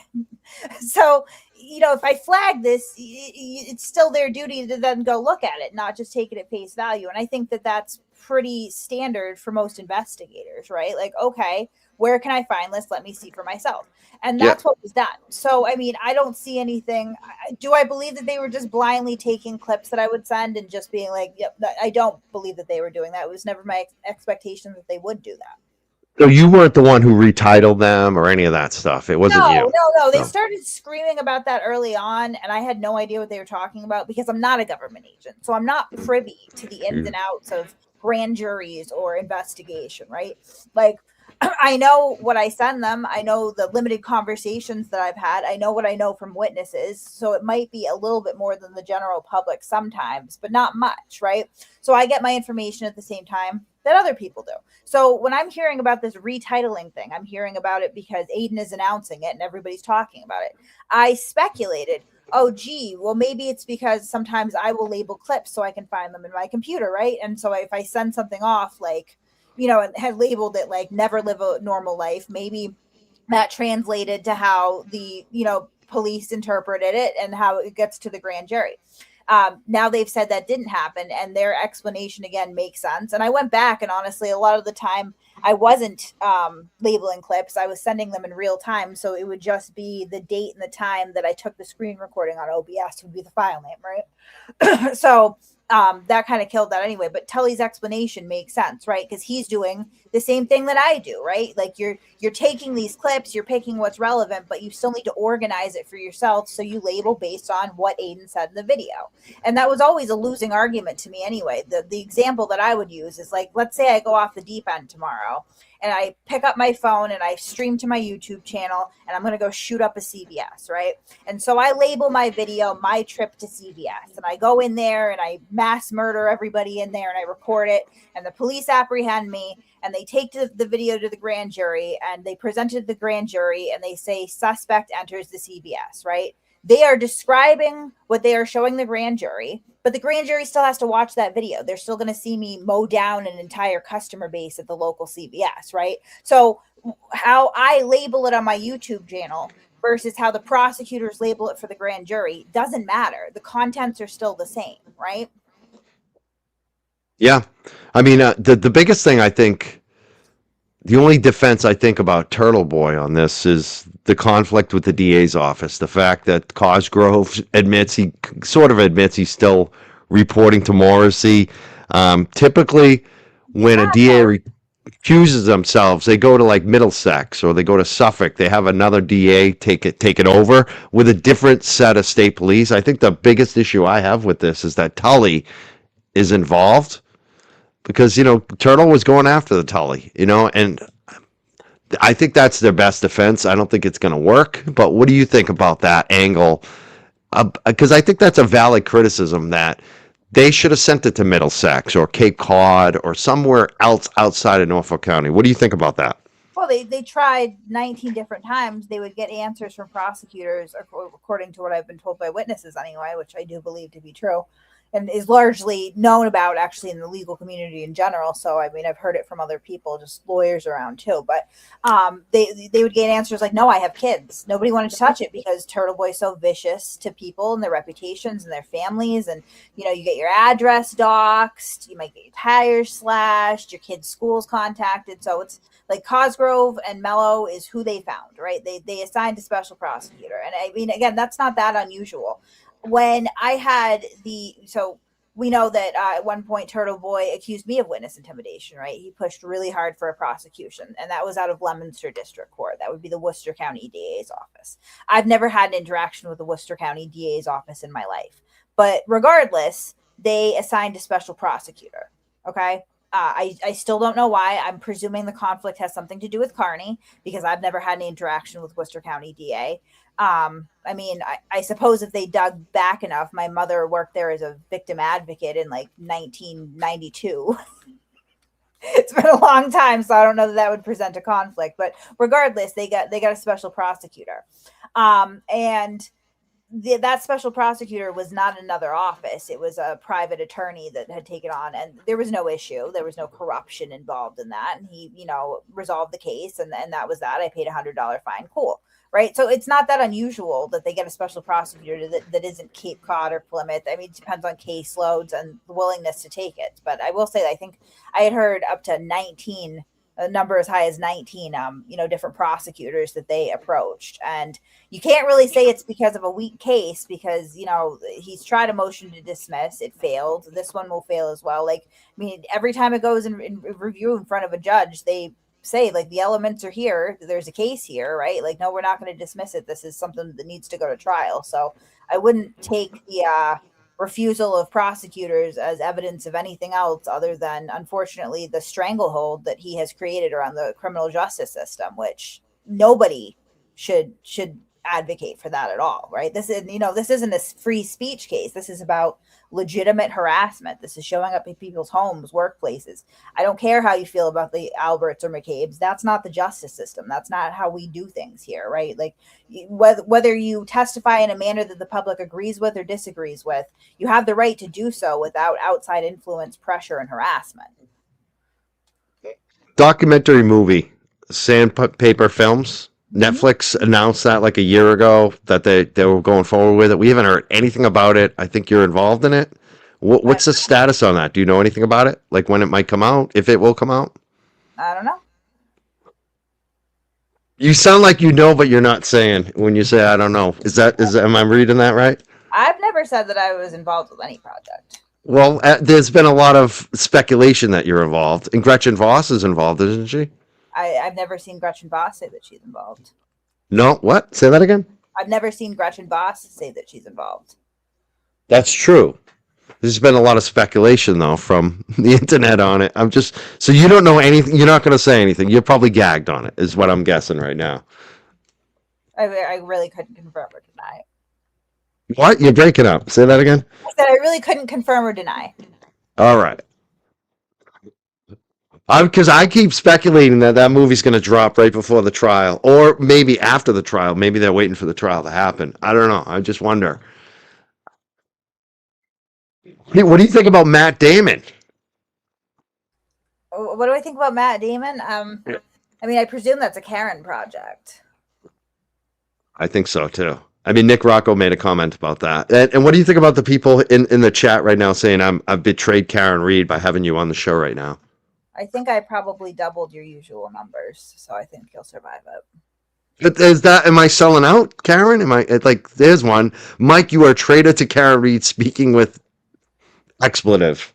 Maybe you can answer a question for me, being on the other side. Yeah, I'll answer a question for you. I'm thinking. So I perceive this at this point anyway. This isn't an allegiance to any sort of cause. It's an allegiance to a person, correct? For me? Yeah. It's tough to answer, because obviously I have a conflict. Like we all have conflicts. Like especially now at this point, we've all dug in. I know Karen. I like Karen. You know what I mean? So I'd say both, because for me, I've been doing this shit for 25 years. I started in 1999 because of cannabis and medical cannabis. And then I got arrested and lost my fucking career, basically, over a little medical weed, So, like, that was my viewpoint, is like, I was kind of a victim, but then I fucking changed the law 3 times, So my whole thing is kind of like, how do we help people do things like that, overcome shit and fight the system and maybe change a law and do the right thing? So that's always my viewpoint, whether it was cannabis workers or hip hop dudes that got arrested for free speech. There was a 15-year-old that they put in jail after the Boston bombing because he posted some Facebook lyrics, some stuff like that. And he was being bullied and they tried to jail him, stuff like that. That's what I've always been into. So I'm all like, I feel like there is a movement aspect to my show and what I do. I try to. So yeah, I mean, that's a hard question to answer, actually. I don't know if you want to follow up in anything I said, but maybe I'll leave it at that. I mean, I understand it upsets people, but I do have, objective, verifiable evidence, direct evidence that may be unflattering or inconvenient to Karen Reed, right?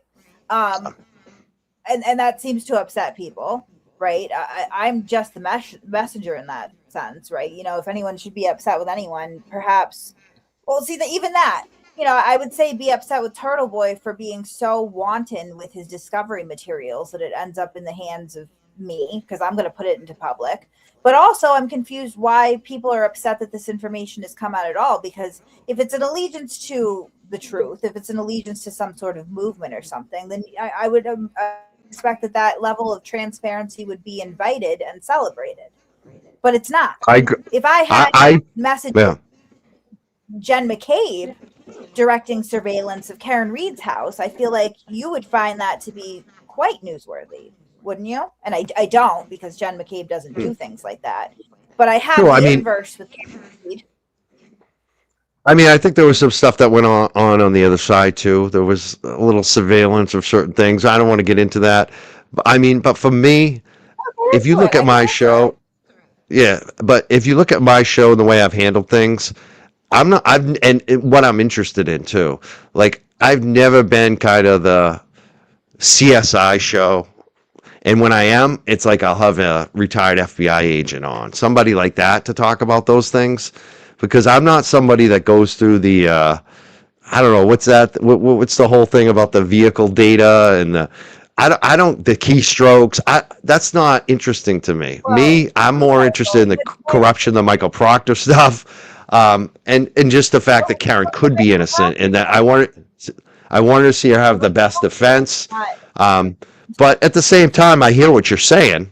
I feel like there is a lot of anger when you do put out and from both sides, I think there's compelling stuff. Like, I see some of the stuff you say and I say, holy shit, you're right. Like that's kind of fucked up. Like, but then I see other stuff on the Free Karen Reed side and I'll say the same thing. Like, I could never get over, like, how did all those people leave the house and not see John's body? That just doesn't make sense to me. So for me, in the end, I'm with Karen until I can't be with Karen, because I feel like she not guilty. She was found not guilty. And so we'll see what happens. And I'm trying to be as fair as I can to everybody on all sides of this, because I feel like sometimes our emotion and we get dug in and there is a cult aspect. I feel like that, and sometimes I'll take it back to you. Turtle Boy, I call a cult. We see this even with Scientology. A lot of times the ex-cult members end up creating a new cult.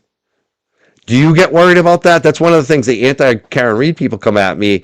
They want me to become anti-Karen Reed, and I say, how do you know I'm not going to join a new cult if I do that? And I just, I'm saying it facetiously, but there is an angle. People do call you almost like a Turtle Boy cult yourself. What do you think about that? And do you think about that? Like, am I becoming this guy too much? Because I worry about that. Am I becoming too much like the asshole? You think, I mean, I understand about myself that I don't have the influence to run a cult. Good point. Good point. You think that about yourself, that you would? No, I mean, I don't. I look at, I mean, I don't even, I prefer to call us pro Keef if we're going to have a little, point. But there, I mean, there's not a lot of organization behind it. I think that's abundantly clear. We don't really have people that emerge as leaders and those who don't. There's not a lot of agenda in that. I do find that some people on the prosecution side of things, when they see people question Aidan, which I think is a reasonable thing to do, immediately jump on that and want to change people's minds about Karen. I don't subscribe to that. I really don't care. I don't like the bitch. I know that she erratically backed up her vehicle at the same time that her boyfriend's phone stopped moving. And I find that to be a lot harder to answer than how people could drive by and not see him. Right? It's just the cosmic convergence that would require that magnitude of a coincidence. But I don't really care if other people feel the same way about that. I mean, Karen to me is a secondary issue. I have my beliefs about what happened in her case. I think that what happened in her case is concerning, and I don't want to see it happen again. But I know that she's not going to do that again, right? She has no reason to. Kearney does, right? And though you may appreciate where he fell in Karen's case, you may find that the next case that he wraps himself up in for profit, you might not like the side that he takes, but the tactics will remain the same. So that's kind of my focus, and where I stay at it is that I would prefer not to see this happen again in another community. And I know that my conversations with the witnesses, they feel the same way, which is the main motivation for their lawsuit, and why, although they're both named, obviously there is a heavy emphasis on Kearney, because there's an understanding among people who have been affected by his behavior that if it's allowed to continue, it'll just create more devastation in another community. And I talk to a lot of people that live in Canton every day and have had to deal with the fallout from his behavior in their community. And so certainly I think that there should be a vested interest among all people, regardless of where they fall on Karen Read, to not see that happen to another community, to another family, to another victim.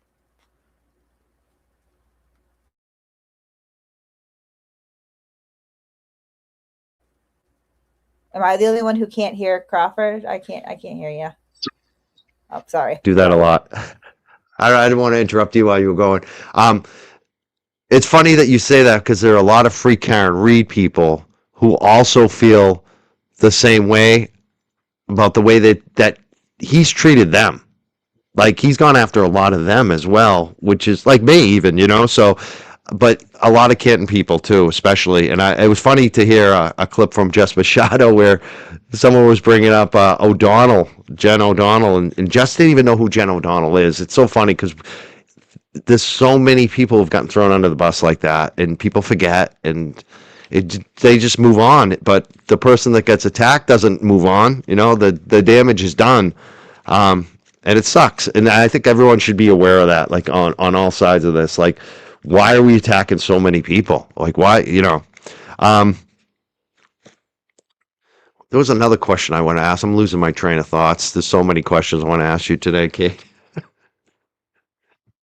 But let's see if the chat has any questions. Let's ask this one. This is an easy one. Kate, what's your channel on YouTube? You have a channel. You don't post that much, but when you do, it's good. So what is it? Masshole Mafia. Masshole Mafia. And this is a question I want to ask you. Snoozy Susie, this is a Turtle Rider. She says, ask Kate how she stalked his kid's bus stop to get arrested in front of them. Were you stalking his bus stop? Because there was a woman named Kate there. I don't think it was you. No, I at first thought it might be you.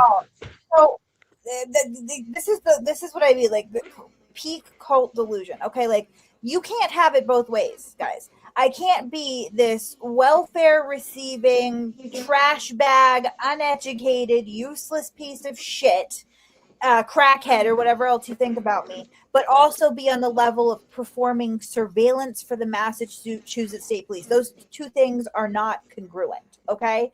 And neither of them are true. I am not that extreme, nor they have a fugitive unit. That is literally what they are trained and paid to do. Right, is from start to finish apprehend suspects, right? I had no part of that whatsoever. What happened was, I believe it was Betterow that keyed in on this. They get the body cam footage of his arrest, and they hear on the radio that they say that KP was there yesterday, or KP figured out the bus schedule. And obviously they did that because they wanted to get him when he was out of the house, but not arrest him in front of his kids. Like, that's just common sense, you know, what they were doing. So they were trying to figure out when the bus pulls up, when he will be there, when it's going to leave, and when they can grab him. I am not the only person in my town with the initials KP, let alone in the state or the world, okay? Like, that was ridiculous. And I think that later on in an affidavit, they cleared that up. And I want to say the guy's name is Keith, maybe Palageris or something like that. Don't quote me on the exact name, but it's not me. But I mean, it's ludicrous to hear these initials and immediately assume it's me out in North Attleboro or civilian doing surveillance for the Massachusetts State Police fugitive unit. Like, that's insane. I mean, truth of a bullshit. I'll try to get that taken care of. I don't know. I got a question about Turtle and Proctor, because for me, I get why you all don't like Turtle Boy, but I saw a lot of you defending Proctor, and a lot of shit come out about Proctor. And for me, the two people I think that fucked this up for everybody is Turtle and Proctor. I feel like they're almost the same person in a way. Like, why don't you go after Proctor more? Like, especially, I feel like the family too. Like, like I said, I don't want to criticize them. I don't even really want to give them any advice, but I just wonder why they're not being told, like, say something about Proctor. Like, because I feel like he's as much responsible as Turtle for the clusterfuck of all this shit. Well, I mean, obviously we knew what we knew about Proctor when we knew it, right? Proctor's own wife didn't know about those messages. I think they're 13 years old or whatever. They're with his friends. I mean, unfortunately, her marriage has been drug out over the internet, so I'm not gonna, sit there and spill about things that aren't really my business, other than to say that obviously it's had an effect on their marriage that the public has picked up on, right? And she didn't do anything to deserve any of this. But my point is that, like, I mean, if his own wife didn't know, then all these strangers on the internet that are like, well, he called her a cunt, right? And it's very hypocritical to see the Free Karen Reed, the Turtle people, even Karen herself got all up in arms about that language when they all use it too, right? He wasn't using it in an official capacity. He was calling her a cunt to his friends. Now, I think that there was a lot of discussion amongst the families about their concern with just how much he was telling his sister, right? Because that's concerning, right? Just the gossip. You want to maintain the integrity of your investigation and not, I mean, thank God Karen wasn't some sort of, accused like serial killer or something. And he's blabbing about the steps of the investigation. Like, and you could really compromise everything, because if the suspect finds out what you're doing, they can adjust what they're doing, right? It's just not responsible, sound police work. I acknowledge that. He was also put into an extraordinary situation where most people, have private conversations on their private cell phones that just never see the light of day, right? Like, you're your most you, for better and for worse, when you think no one's looking, right? And obviously, when no one was looking, he was not a really great fucking person. But I mean, once the second round of text messages, which are entirely unrelated to Karen Reed's case, that I suppose would be more germane to the Miles King case. Shockingly, I haven't seen you guys outside demanding his freedom. I don't know if it's because of his skin tone or his socioeconomic I'll be status. heavily. I will say I will be heavily covering that because of what you just said, because of his skin color and his socioeconomic, and the fact that I think he might actually. Wait. Let me say that I actually think there's a chance he could actually be innocent. He might be not a great guy, but what I saw that some of the stuff going on, it's like wait, you never know. So I'm definitely covering that, but I agree. I don't think a lot of them will cover it because of that. Well, And because if the leader doesn't cover it, they follow the leader. They're all follow the leader. If they see me getting 5,000 views, live viewers, then they'll all start covering it. So, I mean, the question, get back to, like, why don't we go after Mike Proctor? Well, first of all, misconduct versus, you don't see a lot of corruption from him objectively, right? But definitely those attitudes in policing are problematic and can't be tolerated. I was the only person when that came out. Everybody else wanted to talk about Karen. I went on a space, and the first thing I said is, I have no concern about white females or middle class white men in his in his scope, but who's going to open up all the cases, especially from early on, involving poor people and minorities? That's what I would be concerned about. And so I put in a request. I have a request pending right now for his old cases, right? And I especially his traffic stop, right? I like that. To my knowledge, has done that from Free Karen Reed. Great. But I love that. Let me know. I'd be interested in reporting on that. That's the I would love to see that. Right. I want to comment on a couple comments here because I'm getting Snoozy Susie. I might have mislabeled her. I saw a couple comments about this. She says, after supporting Mike through all the BS, I'm done. He needs to really think before he speaks. That was after. I'm sorry, Snoozy. I think I got you mixed up with somebody else. I think you're mad, and I apologize. Sorry. All right. Kate, do you want to say anything else? Is there anything else that you wanted to say before we go? Anything that you want to correct or just speak to the audience about on this stuff today? No, I mean, I think that people need to, moving forward, especially if they follow the witness intimidation case, which is undoubtedly going to trial, start to pick apart a little bit more what is actually being argued by Turtle Boy's counsel here, and like what the arguments are that they're actually making, right? Because right now they went up and screamed Pete, well, my last name this time, but Peter, every single time, Kate Peter, Kate Peter, Kate Peter. But what they're not arguing is that I falsified any clips or did anything deceptive. They're not even really arguing that the Steve Scanlon call was not authentic, because everybody knows that it is. They're not arguing that the Lindsay Gaetani wiretap that I got was inauthentic, because it wasn't inauthentic. He did edit it. You know that he did. That's what you interpreted as a threat from me, but that was just simply me. Again, like the truth is only a threat if you're lying.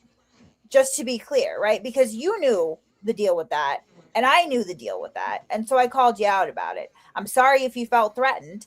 It wasn't a threat, but it was the truth, right? And so, I mean, in these arguments where I get constantly disparaged and called a liar and this and that, it's not that I'm lying. I'm being quite honest, and all of the people involved know behind the scenes that what I am saying is true. It's just simply that the truth is inconvenient to Turtle Boy, right?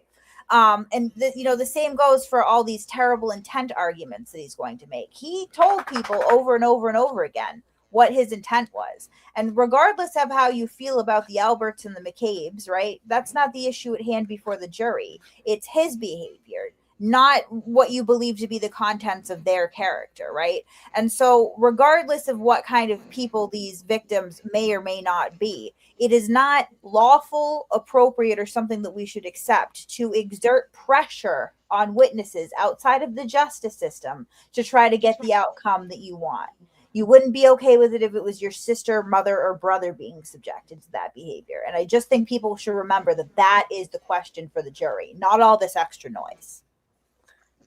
I mean, that's the problem for Betterow and Bradel, you know. I did turn my mic down. Hopefully it's fine now. Thanks for letting me know. There's a couple people like think I've turned on Karen Reed in here today. They're mad. I lost the comment, but they think that I'm saying Karen Reed is guilty. Did I say that today? Did you hear that, Kate? Did you feel like I wasn't supporting Karen Reed? I feel like See how mad they get? We haven't discussed her really at all. Yeah. I'm certainly not trying to force you or even encourage you to subscribe to my beliefs. I mean, it's funny. Whatever. I raised a lot of money for Karen Reed, so you know, money talks, people. That's all I'm going to say about that. Yeah, I mean, I feel like we mostly got out what we wanted to. I'm going to leave it to the chat right now. A lot of you have had questions. I haven't been watching everything because I'm trying to focus on Kate and not screwing up this interview today. But if you have any questions for Kate right now, for her, repost them in the chat. This is your opportunity. Don't expect me to scroll through 10,000 comments to find it. Post it now. Reshare it right now, and I will post it up there. If you're new here, please like and subscribe. And one person said, all I care about is the money and the clicks. Money and clicks are nice. I'm not denying it. But at the same time, you know what's even better? Sleeping well at night. And feeling like you were fair to people. That's Kate, do you think I ambushed you tonight, or do you feel like I was fair, or do you think I was too easy on you? What do you think? I mean, I invited an ambush, actually, is sort of what I saw. I think you were a little bit too easy, but I'm too easy. See, I am. If somebody comes on my show, I am much nicer to them. That's a hint for Adam Deich and some of these other people who are afraid to come on the show. It's easier when you just come on the show. I'm nice. I'll be nice to you. But I don't even want Adam Deich. I gotta say, it's when's this election? We're almost done, bro. I can't wait. Adam Deich is very selective. Yeah, he won't come here because I think he's afraid of the questions. Well, I mean, I think that we probably have separate concerns about Adam Deich, but some that intersect. His treatment of Juna Perkins, I find to be appalling. Of course, single out the female campaigns, or candidates rather, in your campaign, and I think that his answers regarding Kearney are, what what he is refusing to at least disavow would be massive prosecutorial overreach, right? Because they have conflicted out. Greg Conner did an interview and he explained, as being somebody who worked in that office, sort of the nuts and bolts as to why Morrissey's office conflicted out of the Kearney investigation and prosecution, right? And so Connor was quite clear in saying, I can't touch that. If I take office, I can't touch that, and I won't. It's independent, right? What Deitch is refusing to, he's refusing to say the same, and he's sort of insinuating, well, I'll take a look at it. Realistically, he can't without a huge ethical concern. And what skin in the game does he have?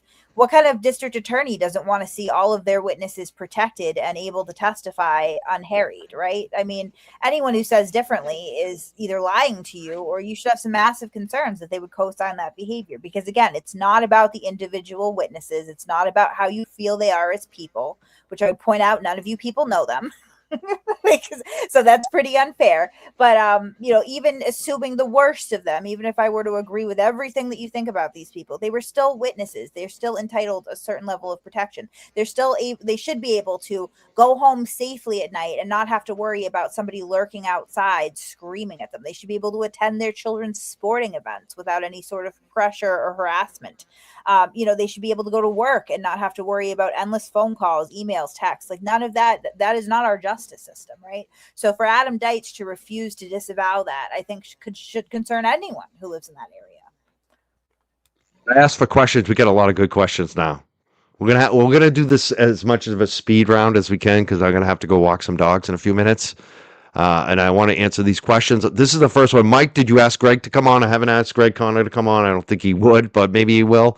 But I want to ask Kate about this. I have an issue with Greg Conner due to the fact that he's collecting donations from Norfolk County DA office employees. I think that creates a conflict of interest. A lot of lawyers, too, who are going to be doing business before him. I like Juna Perkins a lot. What do you feel about that? Do you think that's a conflict, or do you think I'm just being funny? Do you think that having the support of the people that he would be working with is a negative? It's a conflict. It's like, imagine, because number one, people in the office a lot of times are going to feel like they have to donate. And number two, it also brings up, even if it's not true, it brings up the feeling like, oh, that person got a promotion because they gave more money. So that's the conflict. And then maybe you might not want to discipline somebody as much because they gave a lot of money to you, so that's the issue. And I think it's more about the public, how the public views the office too. That's what I like. One thing I like about Deitch and Juna, and I think Barakat too, is they're not taking, Barakat's not taking any donations. They're not taking donations from employees. Well, I mean, Deitch is taking almost all of his donations from out of state. I don't know that you should you're right want about that. the most of the support to be coming from people who have no stake in the community that he's supposed to be serving. That's kind of ridiculous. I like Juna as a person. I think that I've spoken to her at length, actually. I think she's a very bright woman. I appreciate her dedication and stance on domestic violence. Obviously, that's something that is near and dear to me personally. Do you know about her upbringing with her parents? She shared a little bit. I shared a little bit. It was a conversation. And I think that, but I mean, even Judah told me it's not that she wouldn't charge Karen Reed. She thinks she was overcharged, right? I mean, there's an understanding. It's some certain level that probable cause existed in that case, and that she may have done it. So I wouldn't put too much on that. If you're voting based on feelings about Karen Reed, June is probably not it for you either, honestly. But I find her to be reasonable. I think Greg Conner, unfortunately, is just the more established candidate. I think that have you listened to him? No, I think he's otherwise. I'll be honest. I think otherwise he's qualified. I'm just too concerned that he's part of the club. Honestly, like a lot of people. I think he's qualified. I think he's a smart guy. I think he has good intentions. I just wish maybe he was running for Suffolk County or something, somewhere else where he's outside of his, I get it though. There's continuity. I mean, he was able to bring up some programs that Morrissey started, during his tenure that have saved lives, particularly the Narcan initiative, right? And so there's some continuity in that where Connor obviously will continue that. I think anyone living in Norfolk County should feel good that Narcan is available everywhere, Totally. right? I Right. agree. Oh, yeah. Absolutely. So, I mean, you can't take everything. I mean, Morrissey is like all these people judging Morrissey. I've had a certain window into it because, I was dealing with the victim's family and the witnesses who were actively involved in the case, right? So you see a little bit more of Morrissey's shortcomings, I think, from a more holistic perspective. And I feel very strongly that he did not appropriately or effectively protect his witnesses. That's my main gripe with him. And I feel like when the shit hit the fan, he hid and he hasn't come out of hiding since. And I don't respect that. What I see in Connor is someone who has the same and more insight as I do and understands maybe some of the actual real problems that happened in that office and have solutions for them.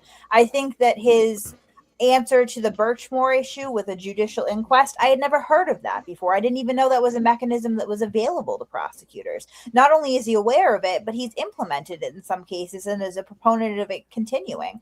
And that is an actual plan. I don't hear that from any of the other candidates. When he talks about the Kearney investigation, he's just not nebulously throwing out there, well, I don't know, we'll see, and hoping that the answer is non-committal enough that it'll keep everybody happy. He's quite honest and open and says, I can't put my hands into that if I'm district attorney. We conflicted out. It's independent. It will remain as such. He's not pandering. And I think the fact that he has, endorsements from families who were actually affected positively by his prosecution, such as the Chesna family, to be a huge positive as well. That I is think big. That is and big. the support of defense and legal committee. These are defense attorneys that are donating Yep. to him and endorsing him. Yep. They want to work with him. I mean, His that's the thing co-workers- about Connor and Juna. They do have support from the community. Like that Daesh, I'm not as convinced. Like honestly, who's he endorsed by? So and I do think he's highly qualified, but I probably wouldn't vote for him. But I like that you gave your speech. I like to be fair and balanced. I want to move on though because we're running out of time. I want to get to some of these questions. And I'm not so much want to talk about the DA's race that much more. Sorry, I want to ask about this one. EKS. close. How come O'Keefe's didn't also join the civil case? And I'll also ask you this. Do you think there'll be more civil cases? Because I have a feeling there may be more lawsuits later. Do you think there will be? And why didn't the O'Keefe's also join the civil case? They have a civil case. I don't know what do you think about this question anyways? My question on top of it. I think I'm going to interpret that is the defamation case. So, obviously, without getting into specifics, I believe at some point there was some consideration to that, but I mean, listen, they lost John. Okay. Mr. and Mrs. O'Keefe are elderly. They're raising their grandchildren. Paul and Aaron are the only,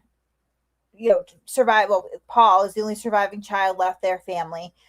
They're not right in Canton.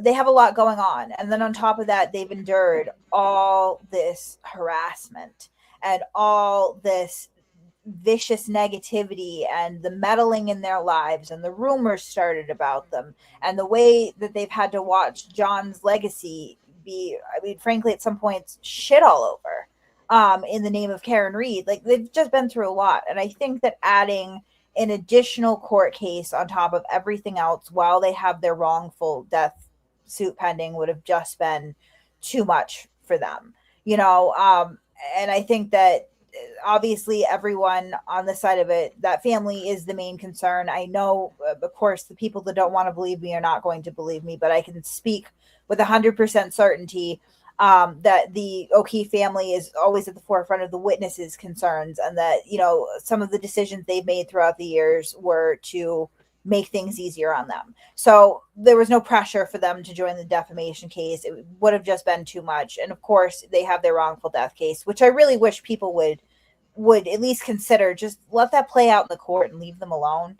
It's not the government anymore. Now it's the victim's family, and they are doing what they feel they need to do to achieve closure and justice for their loved one. And I just think that it would be an absolute travesty if they get the same sort of treatment that the government has gotten, because the government asks for it, right? They like that's part of it. If you sign up to work for the government, you sign up for a certain level of scrutiny and sometimes contempt from the public. That's fine. But they didn't, right? And so, like, they just need to get through this case. And, whatever comes out in court comes out in court. It doesn't need outside influence. Just let it play out, you know? I agree. I mean, that's the thing. Especially if you're free Karen Reed too, like the court, it worked for Karen. Like, I don't think we needed all the extra bullshit. Like, I really don't. I think Proctor was enough. Lisa has a question. She says, Kate, what are your thoughts on the outcome of Aidan's criminal case? How much time, if he's found guilty, do you think he'll get? Well, I mean, that changed. Like, if you would have asked me in the beginning, like when they first charged him, I was fairly certain by the time they charged him. Even if you read that complaint, it's quite comprehensive, and he handed them everything that he need. I mean, he literally says at some points, if you want this to end, just admit what you did. That's asking to change testimony, right? Like, again, like, I wasn't there, you weren't there.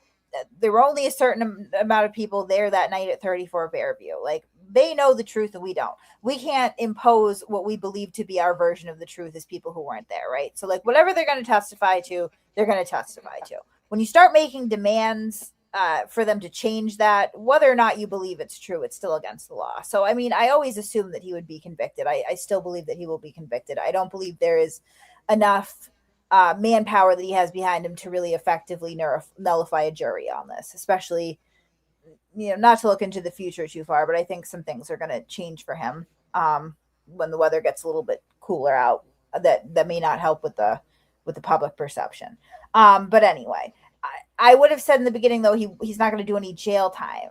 But then the case progresses and he just continues. And Cosgrove has already early on in hearings expressed to the judge that he intends to use his further acts as an argument for enhanced sentencing if it gets that far. I think it will get to sentencing. And I think Cosgrove has a pretty compelling argument as to why he needs to do prison time now, right? Because he won't stop any other way. So my best guess is that they'll probably sentence him to 3 to 5 years and that he may serve like a year and a half. That's my honest best guess. Funny because they try to blame. I've been listening to Lana a lot. I don't know if you listen to her, but she has broken down some of the stuff and like how they're trying to blame his actions on you. But he goes on his show. You're not like, you don't have a gun to his head while he's on the air saying all this crazy shit. I mean, I don't get why he just doesn't stop at this point, but I guess he has no choice. It's like all or none. He just has to keep doing it.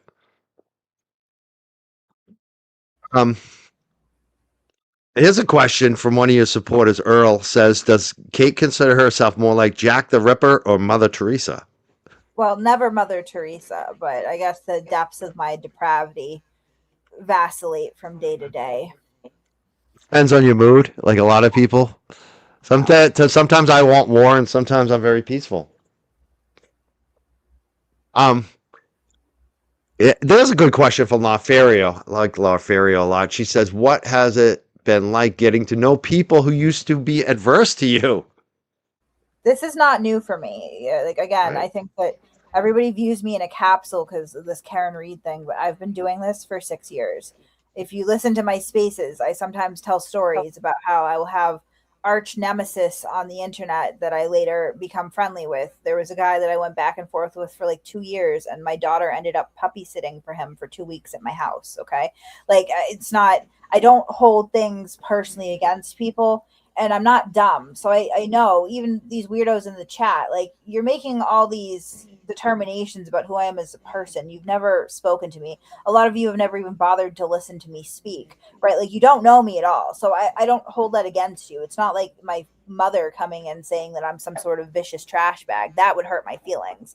Strangers, not so much. So, like, I'm used to this now. I don't really, like, I talk to plenty of people. Like, I'm willing to put stuff aside. I can disagree with some stuff, and I'll always, like, I have my opinions. I have my moral code. It's personal to me, and I'm very rigid in it. So I'll call people out, but I do that across the aisle. I'm I'm not the friend to come to for advice if you don't want it unfiltered. You know what I mean? Like, and I hold myself to the same standards, right? I'm gonna ask a couple more questions. What do you think about Grant Smith Ellis? And he talks about the Discord servers and the deep state and how I'm sure he's gonna say I'm part of the plot now because I had you on. But I mean, I like Grant. I came up with him, but I know he's got some issues. But what do you say to him? Yeah, it seems like you have a huge feud with him. Is that correct, or do you just kind of look at him in a certain way? I was I was turned off by Grant very early on, even before he like what do they call it, flipped or whatever, because he kept insisting that Aiden was a CI for the FBI, and I kept trying to explain to him how that was illogical. He had no evidence of it, and that it was probably kind of a damaging and possibly dangerous accusation to make against. Like, you can't go labeling people government rats like that. You have no idea what they're mixed up with or what people are going to hear or how much they're going to believe it, right?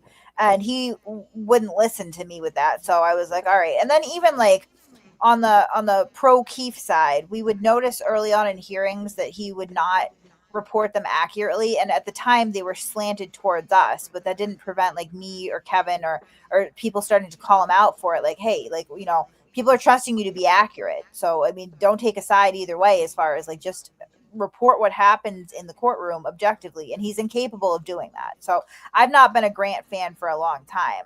I don't know, like, I mean, it's a one-sided feud, really. Like, he's obsessed with me and has a lot He of is. I think he's funny. He's like a cartoon character to me. His That's life the is thing. He is a funny guy. He is smart too, but yeah, I I know don't about I that. mean smart, I guess He's like I know. It's funny. It's smart and dumb at the same time. I don't he know. has a vocabulary. He has a Yeah, vocabulary exactly. for sure. Um, and he's definitely is well read. But I mean, Exactly. as far as like the application of the things that he reads about into everyday life, he struggles with that a lot. You know, um, I used to kind of, you know, he would give terrible legal advice to Lindsay, and you would just hate to see it because it's like, you know, even as a layman, you would understand that, you know, he doesn't really know what he's talking about, but he speaks with such confidence. But no, I mean, I like Grant, he's a lunatic. He's severely mentally ill. I put out his, you know, his paperwork with what's going on with his mother, just so people can fully understand the scope of that situation. He's severely mentally ill, and I don't think the pot is helping. And I'm a huge fan of pot. Don't get me wrong, but like some people, I like don't think the plot's the issue. I don't think that's the issue. But I let's don't think it's helping. I don't think yeah, it's helping. yeah, I don't think it's helping either. But you know, it's probably the least of his. Yeah, we'll move on from Grant. I don't want to bash on Grant. I wish the best for Grant. This is the one I want to ask you because your name kept getting brought up by Mr. Betterow, and we did mention him earlier, but people are still asking about it. I mean, he made it seem like it's that you're obsessed with Aiden.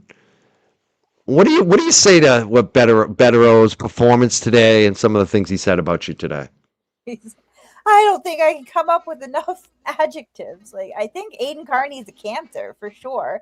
Um, I am still. I mean, I have a moral code. My how other people treat me doesn't change that, right? So I'll treat you the same no matter what, right? So like, no, I would never deceptively set somebody up. And you know, quite frankly, like what the turtle tank can't reconcile with all of this. He's tried 3 times now to set me up on like actual false charges, right? And 3 times I've gotten them tossed, right?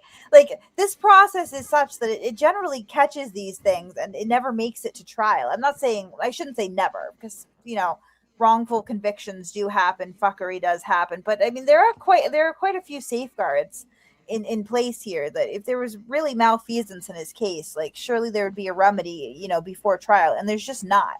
I mean, again, like the judge put it nicely when he said, like, the entire investigation is just hit record, right? Like, I mean, he made the case against him, so I understand why they want a Michael Proctor. They want somebody that they can villainize and then blame, right, to shift attention off of his client. But it's just not it here. I don't have any influence or control over the investigation or the prosecution. I have furnished evidence at some points that they may or may not have considered, but at the end of the day, it's their investigation, it's their prosecution. And as much as I would love to take a ton of credit and say that I'm this ace investigator or whatever else, when it comes down to it, what has consistently come out in court is that they had their investigation handled just fine. They didn't really need me. Right? Like I was Yeah. kind of wasting time. I mean, he just hit record. I mean, that's it. Right. And the thing about, the whole Betterow and Bradel, I just wonder if they lose, what do you think Turtle's gonna say about them? Or he's always he'll blame anybody. He'll roll anyone under the bus. Do I think he's going to blame Yeah. his lawyers? I guess it depends on whether or not they suck his dick to the bitter end. Because if they Yeah, they better keep their. Yeah, I mean, that's it. It's funny because they, when they, I think it's funny when they bring up that you're obsessed about him, because I look at this guy and all his burner accounts and his behavior. He is obsessive. I mean, a lot of women that watch me on my show think he wants to F me, like literally, like, because he is obsessive. Like anybody that leaves or doesn't like him anymore, he gets so obsessive. So it's funny how it is a two-way street. Like it's, if you agree with what Betterow's even saying, it's like, when you open that can of worms, it's like, dude, look at your client. He wiretaps people over and over again. It's just tone deaf to me. Let's move on, because this is probably maybe the last question, because I do have to go soon. King Rat Boy? King Rat Boy 69. Where do you come up with these names, bro? Bro, let me just give you some advice, King. You don't want to be the King Rat. Be like the King Shit, or the King, I don't know, King something else. Nobody likes rats in Boston. Mike, please ask Kate if the McCabe's and Alberts are responsible for John O'Keefe's death. Is their treatment then justified? Does Mike read? I read the chat. Yeah. So what do you think? If they were actually responsible, if you felt they were responsible for the death of John O'Keefe, do you think then the treatment would be justified, Kate? No. I think that Karen Reed clipped her boyfriend and left him to die. I'm very clear in that. I can point to forensic evidence that reinforces my belief. I have never thought that it would be appropriate to go to her home with 100 people and scream at her with a bullhorn. Like, if you commit a crime, the appropriate venue to find any sort of justice would be the criminal justice system. Okay, that's it. And that's why I believe all these people, they have all this proof that they did something wrong. Why has no one filed a fucking police report? Can you when I heard evidence that there were crimes being committed in the context of this witness intimidation thing, the first thing I did was go to the police. Before I ever posted about what I had heard, or what I was told, or what I had been shown, or screenshots, text messages, before any of that, I filed a report with the police, right? My name is on a police report because I saw evidence of a crime and I turned it over to the agency that can then investigate and prosecute that crime, right? In no world is mob justice appropriate. So, like, if we lived in an alternate universe and these people were everything that everyone wants to believe they are, and they murdered this guy, no, it would still not be appropriate to go to their children's sporting events and disrupt it, or stalk their homes, or place them under surveillance. Or, the only appropriate avenue would be to file a police report with that evidence, right? And nobody has done that. Not one person. What do you think about him all of a sudden calling the Canton police the other night and acting like, oh, now I'm going to do that? I'm putting it in my update video because he's an idiot. He tells it, make sure you make a report. I need it for my lawsuit. Like, it's ridiculous, absolutely ridiculous. And it's not like he doesn't know the process, because he likes to crow on about Kylie Kirkpatrick, right? He cooperated with the police in that case. Yeah, he did. Apparently there was no, corruption as far as he concerned in him doing that, only when it's done to him, right? That people catalog what he does and turn it over to the police. But he's aware of how to get it done. Like, Aidan Kearney knows how to call the police. I can testify to that. Trust and believe. Yeah, he's a cop caller. Very adept at calling the police. But for some reason, he is a cop caller. That's what I don't like. I hate cop callers. I'm anti-cop caller. I I just think don't that it like was it. kind of like, Somebody did this to me recently, Kate. They put this in my car. Apple tag. I still haven't called the cops. I I probably think would I know who too. did that. I think I know who did that. But anyways, let's I mean, there's so much we could talk about today. I don't even want to go. I want to continue to talk, but I do have to go soon. This has been good. We should probably do this again. Yeah, we You can know? pick it up another time. Yeah. Um I'm just wondering if there's any last questions I didn't ask tonight besides, yes, I am a tough guy. I am. I won a lot of. Let me tell you about my high school wrestling because it'll probably piss you off. I like that. Do you know I know John Cena, bro? I They get know so Val mad. Venus. Do you know John Cena? You meet I him? don't know. I don't, but I know Val Venus. Oh, I you know have Val Venus? Wow, very well, actually. Yeah. that's very cool. I remember Val Venus. That was way back. He was in my Discord server for a long time. Yeah, yeah. I'm all pimping myself out for the views. What does that even mean? Oh man, I'm loving this. I'm loving it. I am. Um, yeah, so I'll ask this one. I think this is one good question. What does Kate think is the strongest evidence against KP? I think I know the answer. I mean, against Turtle Boy. I think I know the answer, but I want to hear her say it. Let me read that again because I screwed it up. What does Kate think is the strongest evidence against Turtle Boy or Aidan Kearney? Well, I mean, again, like I tend to look at these cases and it's like it's puzzle pieces. You put them together, you compare them against the elements of the crime, and either it satisfies it or it doesn't. So if I'm looking at what satisfies the elements the most, obviously the repeated evidence of this just drumbeat of harassment, the repeated nature of his conduct, right? It's just daily, every single day. He doesn't have a day in the last 3.5 years that goes by where he doesn't talk about Jen McCabe or Chris Albert or Brian Albert or Brian Higgins, any of these people in a accusatory, derogatory way, usually couched with threats. But the statements that he's made, such as, if you're uncomfortable with this, talk to Chris Albert about it. All he's got to do is get his brother to admit what he did and get his son to admit what he did, and this all ends. That's pretty clear because it hits the intent part of that statute, that element. He very clearly says, change your testimony and all this harassment stops. He also made a comment at one point, speaking directly to the witnesses, saying, if you'll flip, I will save you.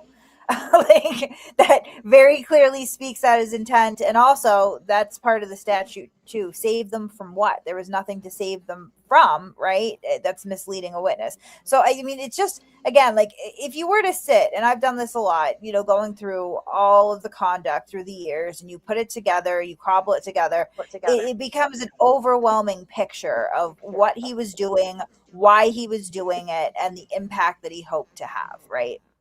So I think it's just everything. I mean, he recorded 99% of this, and the other, 0.1% that's left behind is covered extensively in his phone extraction. So I think he's fucked. Here's the one I keep saying it's the last question. Then I see new questions come in. I want to ask this one. Do you think any new charges come for Turtle Boy, Aidan Kearney? I mean, I don't know. I wonder sometimes if he has CP in his devices. I've told this story before. I won't bug you with it now, but I know of at least one instance where he claimed to have CP, and he put it in a blog, actually. So I wonder sometimes if they're going to stumble across stuff like that and it's going to create more problems for him. But that's like really highly speculative. I know that nobody wants to hear this, but it sounds like there's still a live investigation into him and Karen Reed. That was the next question I was asked. Do you think she'll be charged? Do you think she's gonna? Because I feel like this is what they're going for. They're gonna try to set her for a witness intimidation. I mean, they've tried it several times and failed.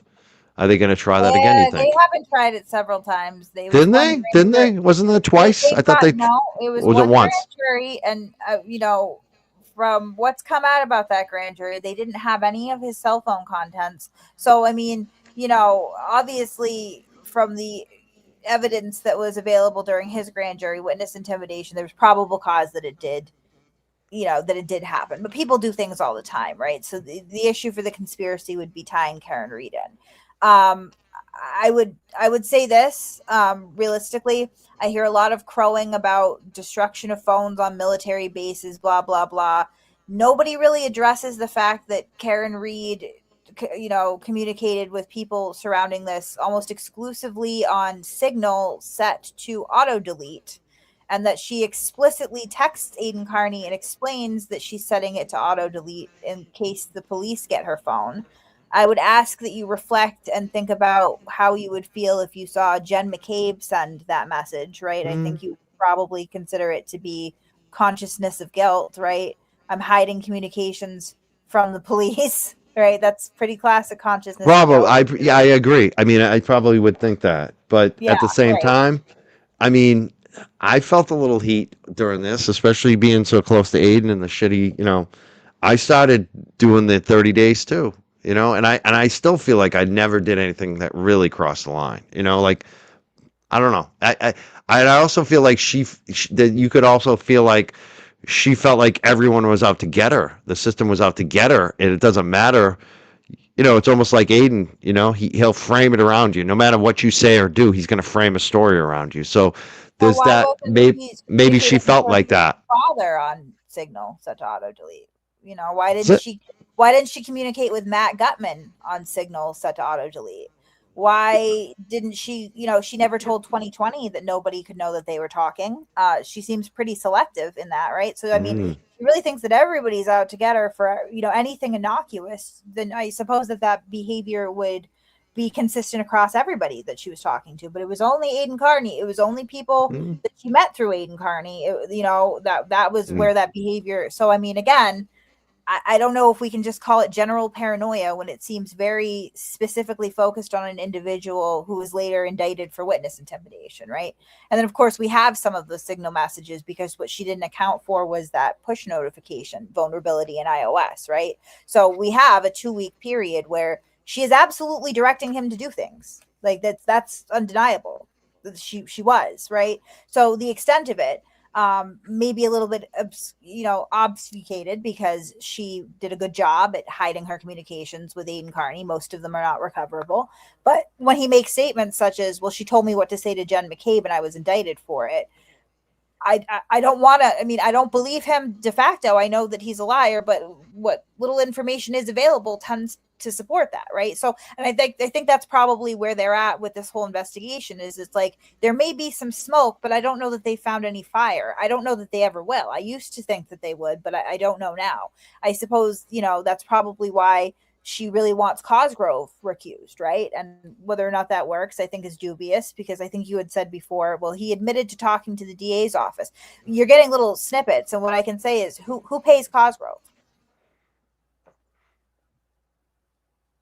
You Do know? we lose Kate?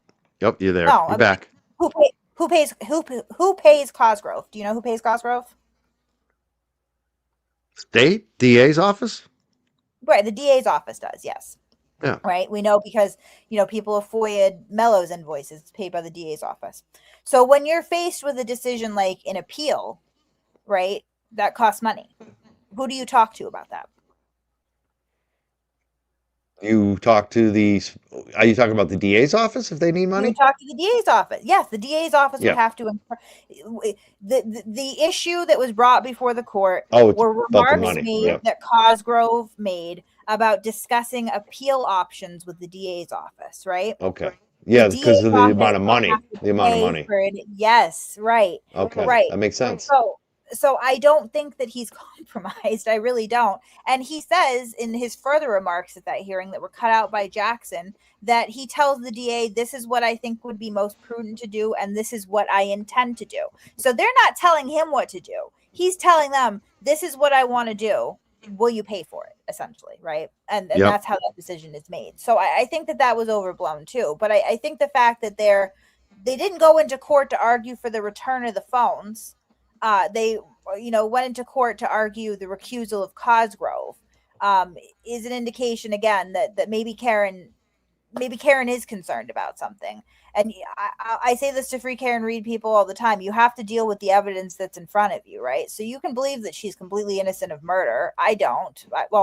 I think she's guilty of manslaughter, to be fair. I think she was overcharged. I mean, wouldn't that be a mindfuck if she's innocent of she, let's imagine she didn't do it and then she gets convicted of this witness intimidation. That would be kind of fucked up, wouldn't it?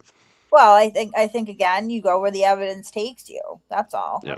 And I mean that's what they have to do. So I don't know if she'll ever be indicted or not. I know it's ongoing. I know it's concerning enough that she had Jackson fly in and wants Cosgrove booted. I don't think it's gonna work.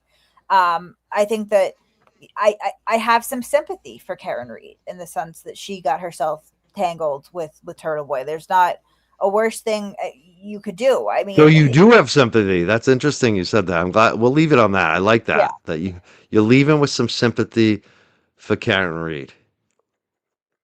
yeah, her life is Hopefully you don't get any shit now. It's funny. see, Because some people are very mad at me in my chat today, but I just don't care anymore. I'm just my like I people are said. used You to gotta that, you gotta though. have yeah. I'm My glad we people had this know. conversation. We have these conversations on the anti-Karen Reed side, whatever you want to call it. Like we have these conversations. Myself, Tuesday, Lydia, not so much Lydia. Lydia's a little bit, a little bit harsher. She's got her feelings. She's a real down. She's a good woman, but she's very firm in her beliefs. But Tuesday, Carrie Lama, we've all had these conversations in public, in open, on spaces where yes, we have some sympathy for Karen Reed in the context of what she has gotten into with Turtle Boy, right? He absolutely victimized her. He did so for his own benefit. I don't even think he believes she's innocent deep down. I think he knows that she did it. Their communications indicate that at some points he had some light bulb moments where he was really worried about the truth of the matter, but it benefited him, so he used her, and he has put her in a position now to where, like, that girl's never going to stop seeing the inside of a court. Every time you turn around, he's leaked something or said I something on know. the air or done something that's going to create more problems for her. She may be free of the serious criminal charges, right? And she's free of her probation now, but that woman will never be free of Turtle Boy. Nobody ever is. And for that, I have some sympathy. So that's good to hear. I like that. I like that you can be that kind of objective. Yeah, this has been good. I've enjoyed this. I definitely want to do more. I feel like I'm leaving more questions on the table. I wasn't planning this. Like I wish I had known ahead of time. I probably would have had like 50 more questions for you, Kate. But I That's really all right. appreciate you coming on I today. gotta jump anyway because I got a 12 o'clock meeting and we're getting up to that time. Me too. I gotta walk some dogs. I gotta go pick up some dog shit. I do. I pick up my dog shit and I feel blessed. Me every time too. I I don't feel bad about it. It doesn't bother me at all. Imagine No. that. All right. Well, thanks for having me on, Mike. Thank you so much. Kate Peter, Masshole Mafia. Go follow her on YouTube. I want to thank everyone, especially my mods today. Holy shit. My mods had a lot of work in today. That was unexpected. I want to thank everyone for joining us today. I'll probably do another show later tonight. I don't know, later today. Definitely, it looks like going to be doing a show tomorrow night with a big guest. We got a lot upcoming, let me tell you. There's going to be a lot. Make sure you like and subscribe and follow. I'm going to blow this fucking channel up, too. Like, this is the funniest thing. The comeback is always best. A lot of people doubted us, and what I like about this is that I won't forget. I won't forget who were really my friends and who wasn't a friend, and who actually stood strong on reality and who went for the money and the clicks. I'm looking forward to the next couple months. Thank you for subbing, Alex. Please like and subscribe, even if you don't agree with everything I'm doing over here. Trying to be fair. Trying to be fair to people. I feel like I had to do something else. I know. I gotta acknowledge all the super chats and all that. Miss J Vibes, thank you so much. Thank you, Erica. Oh, thank you so much. I gotta write truth over BS. You know what? Truth over BS. I think you came after me at one point. Sometimes I just don't, it's funny because sometimes a lot of times I block people because I just don't want to respond. It's like I'm just, for my own self-control, then that's probably why I blocked you. You probably are posting some shit, and I was just like, I don't want to be responding to them, but I'll try to unblock you today. And then Sharon's telling me to stop including JFK. Why? Why can't I talk about my friend that I like? I'm a big fan of him. I'm a big fan of JFK. I like JFK. He's a good friend of mine. Why? Why can't I mention JFK? Why are you telling me what to do on my show? Do I go to your house and tell you what you can talk about in your house? No. Stop that. Grow up. Thank you, Merlot. Erica, thank you. Tammy, thank you. I love how they're showing the gems now. They weren't showing the gems on the screen for StreamYard. Somehow they figured it out. Borders Girl, thank you. I love this. Cheza, thank you, Spy Girl. Thank you, April Sippin, and Diane, and Valley's Girl, and Susie, Suzanne, and Tammy, and Miss Elisa. Thank you. Breezy Girl, I love this. All these women over here supporting us today. Thank you so much. Megan, not the Stallion, thank you. I should have asked this question. I'm sorry I didn't ask it. Megan, thank you again. And Tammy, this is crazy today. BB, my dude, he stands strong too. BB is always standing tall. I love BB. He's the shit. Tracy, thank you, Tracy. This is unbelievable. Michelle, New Jersey 201. Michelle NJ 201, thank you. And I think Valley's Girl was the first today. Was she the first? Nope, Beach Gal. Beach Gal was the first today. Beach Gal 2, she gave us 440 gems. I don't even know what that means. It's so funny with these gems and these. It's funny. I love it though. It doesn't even matter to me whether it's a lot or a little. I just appreciate that people are supporting.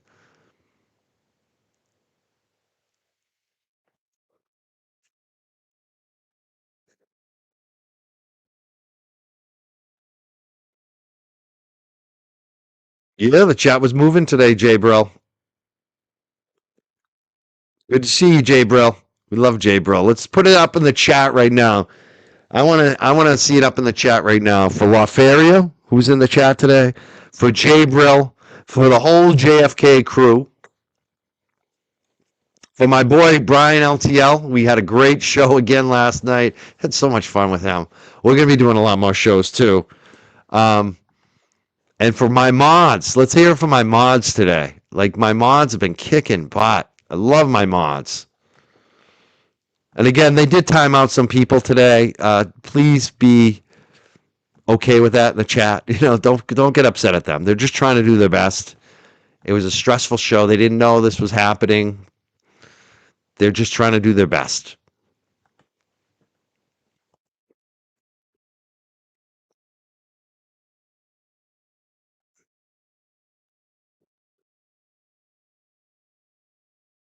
And this is going to be weird to say. I want to thank Kate Peter.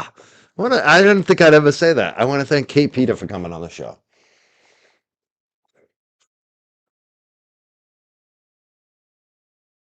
Thanks for coming on the Soy Boy Show.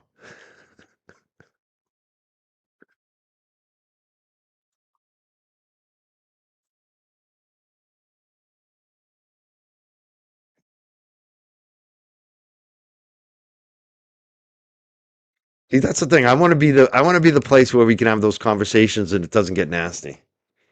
Can we just have the straight up conversations? I think we learned, even if you're Aidan today, you might have liked having her on the show because you might have learned a few things that might help your defense. Who knows?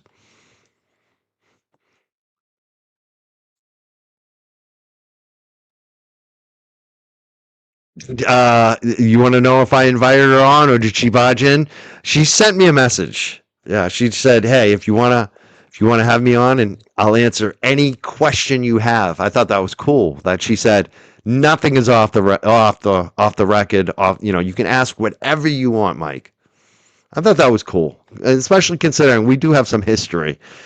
I mean, people said that I was scared of her. I was more scared of Tully, but she was part of that. But I will say this, like, we went hard at each other. Like, Like there was no love there. Let's put it that way on either side.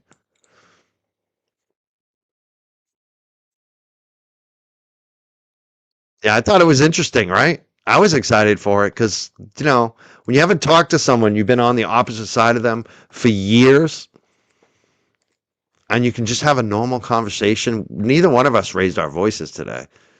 I mean, the only issue we had is I didn't have enough time, and she didn't have enough time. That was it. And some of her answers are long, and I was maybe interrupting her because I wanted to get in all the questions, like the DA conversation. I was like, all right, we get it. You like Connor. Let's move on. Because, normally I would have let her just keep going on Connor, but I knew we had limited time and I wanted to ask a lot of these questions. And I feel like I didn't even get all the questions in that I wanted to, but we can talk to her again. That was fun, actually. And I like that a lot of people got triggered. I actually like that now. I'm actually enjoying seeing people freak out about all the shit I do now. Expect more of that. If you're mad at me today, if you're freaked out about what I'm doing on my show, good. Keep that spirit because there's going to be a lot more of that happening on here. I love that for you. I love that you're upset about what I'm doing. You know what we're going to do? I'm going to, like I said, I'm trying to be fair. I'm going to give both sides. I brought in K. Peter, right? Now, to close the show, we're going to hear from Turtle Dick. We're going to hear from the dickhead himself and see what he has to say outside of court today. If he's hyping this up, because, I mean, this is a loss for him. 88 pages, motion to dismiss. It basically is probably going in the trash. I mean, that's what it felt like today, right? And I'm not criticizing Bradel or Betterow. They did their best, but this is going to be a tough case for them. And I don't think blaming it on Kate is going to work, Turtle. Let's see what he has to say. This is 10 minutes of Turtle Boy. On the way out, we'll play this, and then I got to go take out some dogs. I got a couple dogs, 3 dogs, actually. My dog, I got to take out Chippy. Chip is a girl. I love Chip. And then I got to take out a boy. So I got 2 boys and a girl, 3 walks to do right now. See, I'm still working over here. I'm still walking dogs. Good morning. What's up, peeps? Court Stop Live. Hello, everybody. Hello. What's going on, peeps? Good morning. Let people stroll in here and promptly click live real quick. All right. So what's up, everybody? I just got out of court. Just got out of court. Well, not just got out of court, like half an hour ago. You might have streamed it. I don't know who the idiot is who fucking ruined Zoom for everyone. But shut up, please, when you're on the Zoom. It's not I mean, did you not survive COVID? How did you not learn how to mute yourself? But anyway, I'll keep this brief and quick because I'm on my way to meet with my attorneys. A little debrief. You saw what we were up against there today in court. It was, motion to dismiss. He gave it to Cosgrove as much as he gave it to Betterow. But Betterow had good answers for everything. Betterow had perfect answers for everything. It's pretty clear that they like trials around here. They don't like dismissing stuff. They like trials. I don't know why. It's expensive. It's a waste of everyone's time. But it's not their money, so I guess they don't care. But yeah. So anyway, I'm going to do that. I thought it went, but we could make all our points. The irony of this is that they're saying that we're trying to I tried to influence the jury pool, right? With my broadcasts and my YouTube presentations that I said I was trying to influence the jury pool that didn't exist, by the way, at the time that I made those statements. But on top of that, it's like, well, isn't that what Michael Morrissey did? Isn't that what Michael Morrissey did with his stupid hostage video? Wasn't he trying to influence the jury pool? Isn't that exactly what he did? I'm just saying. And on top of that, isn't that what all these hearings are? Like, wasn't today Today's hearing just one gigantic influencing of a jury pool. I mean, that's all this is. Anything that's broadcast that the public can see. Because what is a jury pool? A jury pool is the public. So the public got to hear how shady this all is today. And what if one of those people gets on the jury, right? Like everything it's just so stupid. It's just so stupid. I can't believe they're making this argument. It's dumb and whatever. But I thought it went just walking around here killing time. But I thought it went well. We knew it was gonna be hostile. We knew that. Like everything's hostile with me. But we got our points in. We got to broadcast them. We got to, let it be known that this is all the Karen Reed pretrial hearings were the same thing, right? You knew how Auntie Bev was going to rule about everything, but you got to make it. You got to get your hits in, right? You got to make your point. You got to get your point across. So, anyway, that's that. It is fucking sweaty balls out of there. But anyway, let me just read this real quick. Yeah, the grand jury was criminal. Sad is it that Crawford has Krusty on there? Does he really? There you go. They're trying. One thing that the judge I didn't think he'd be interested in was the Krusty stuff. He was like, tell me more about. He's like, yeah, the renaming and the retitling of the videos. He didn't seem that bothered by that. But he seemed bothered by the Krusty stuff. And it's like, okay, I guess we'll talk about that. But, it's all fucked up, everything. Anyway, he's a tool, shady as fuck. Especially this Kate Peter part. It is. Because, he read the whole thing. He's clearly read the whole motion. He knows the whole history, forging federal court documents and all this stuff. I have a lot more to say. I'm going to be reviewing the tapes, obviously. I'm not sure if there were good live streams of it. But, yeah. You must be dying. That's what I am. It's fucking hot as balls. Tower Boy's right. You got that right. Anyway, love the pink tie. Thank you very much. I appreciate that. Let's say watch with Melanie. Better Rose great. Oh, good. I'm glad to hear Melanie covered it. Towel News Network was there. Rebecca Lavoie was there. And Mike Bryant from Justice Served was there, as well as Tim O'Connor from Canton Television, who had the pool camera. And, it's like, well, I'm sure the mainstream media will be at the trial, but it's like, they're not the media anymore. Independent media is the media now, But, yeah, the judge did speculate about what was in the minds of the grand jury, like how they perceived it. It's that it was up to the grand jurors to ask, can we see the whole video? Like, why would they ask that? They'd be like, if you went to the grand jury, like, excuse me, is there more of this that you're hiding from me? Why would you think to ask that? You would think that the government is like not hiding stuff from you. Isn't that your natural? It should be your natural inclination. Maybe not. Grant did a great job. Yeah, he did. He has some good questions outside of court. Boozy was not there. At least I didn't see her there. Law Girls had the Zoom. Great to hear. Yeah. Defense Diaries had a good stream. Awesome. No jury will convict me. Yeah, I mean, there will be no bench trial. That's one thing I can guarantee. There are two things I can guarantee if this goes to trial. Number one, it will be a jury trial. And number two, I will take the stand. That is two guarantees that you can write it down now. Absolutely will be happening.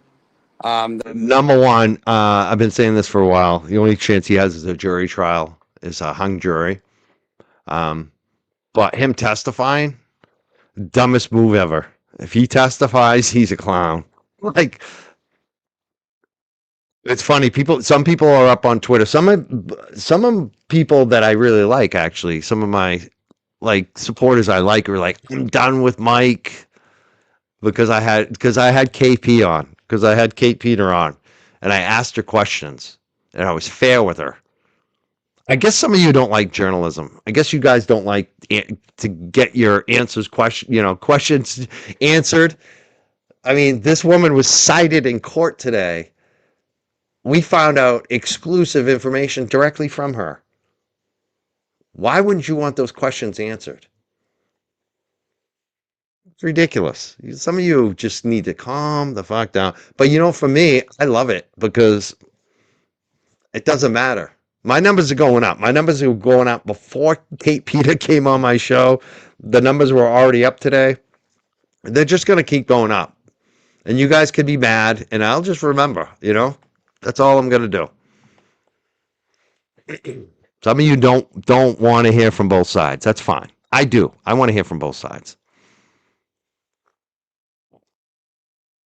and including this clown.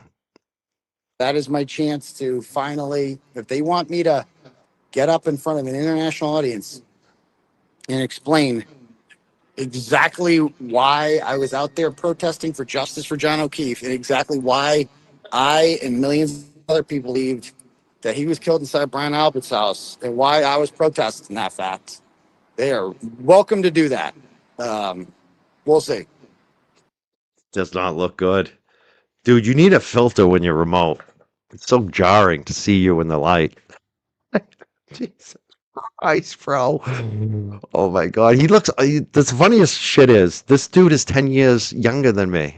It's like, dude, you're, God damn. I gotta say too, before I leave today, you all came through on the super chats today. We made our goal so goddamn quickly. I should have upped that goal. That was amazing to see. I didn't even mention the goal. It was done before. You all are amazing in the chat. I want to thank my supporters, the real jerks who have been here the whole friggin' time. The ones that were here when there were 20 people in the chat, when everyone left us. Thank you. And my mod team. I love my mods. Thank you to my mod team. Let's put up the ones for my mod team, please. But it's expensive. Like this whole thing staying in Boston's expensive. They want to have doing the trial in Boston is a huge expense. Like it's so much more expensive than Dedham because of the parking situation, because you got the hotel situation. Like, oh, what I'm gonna do? So it's gonna be like a shit ton of fucking money if this has to go to trial. That's the only downside. Like I'm not afraid of the conviction. Nothing like that will never happen. We will never allow that to happen. I have great attorneys. Cosgrove's a joke. The facts are on our side. The truth is on our side. I will never be convicted. But how much money will you have to spend in the process? So I Never be convicted. I mean, I wouldn't be so confident. I'm not saying that it's guaranteed. I'd say you have a good chance at a hung jury, but you also have a chance of conviction. There's definitely a chance, bro. Definitely a chance you get convicted.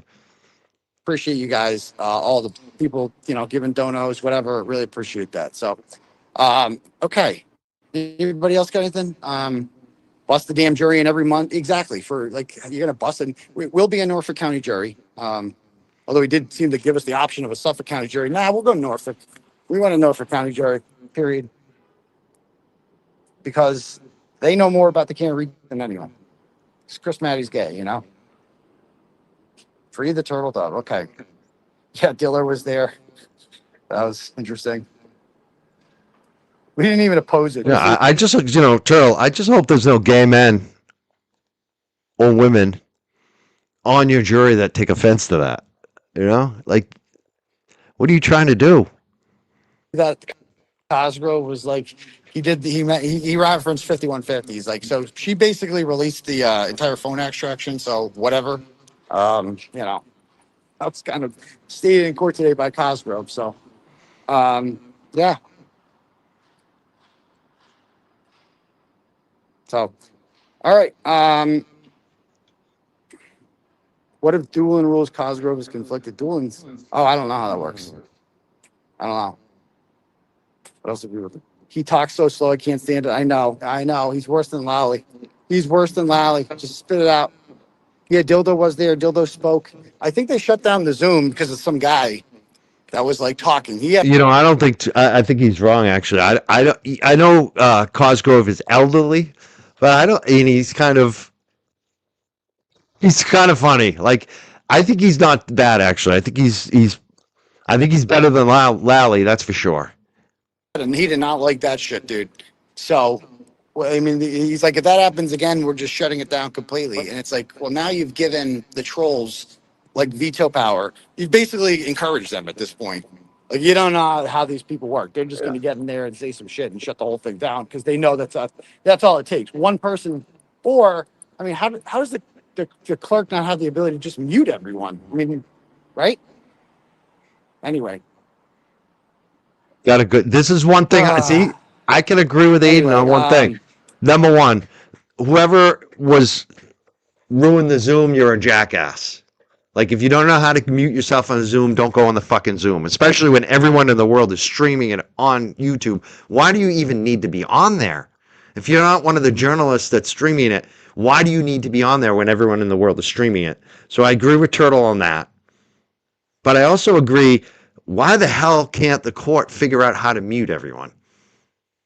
Like, this is not rocket science. They do this every freaking day. Why can't they figure out how to mute everybody? All right. So yeah, why not mute? Exactly. They could set it up so it automates. Somebody should tell them that. You know, someone should tell them that. But all right. Anyway, I got to go inside and meet with my lawyers. Want to just do a little impromptu debrief. But I love all you fine people. Thank you guys for supporting me. And tomorrow night on the show, we'll go over this whole thing. And yeah, you're right, Val. It's like basically you have just given them a blueprint to how to shut this down. Like that's he's not on the internet, so he doesn't understand. Like that's how people on the internet understand that what you just did there was encourage these people to do this. That like, oh, that's all it takes. So one person can just shut it down for everyone. That's ridiculous. He's got a point on That's that, ridiculous. Or you could just mute it. It's really not that hard. So the public has a right to see this. You do. All of this should be broadcasted. But other than that, you know, for a trial, there could be the pool camera from Court TV. Who the fuck knows, you know? But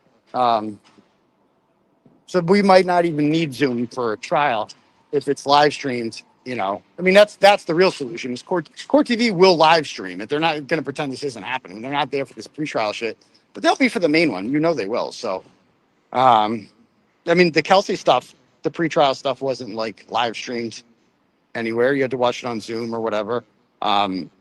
So the same would be for mine, but the trial was, you know, gavel to gavel. So, all right, guys, I am going to go meet with my lawyers, but I love all you fine people.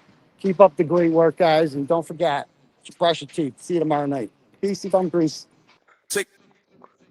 I wonder what happened to all the supporters. Were they there? How many people showed up today? How many people did he have there? Wondering.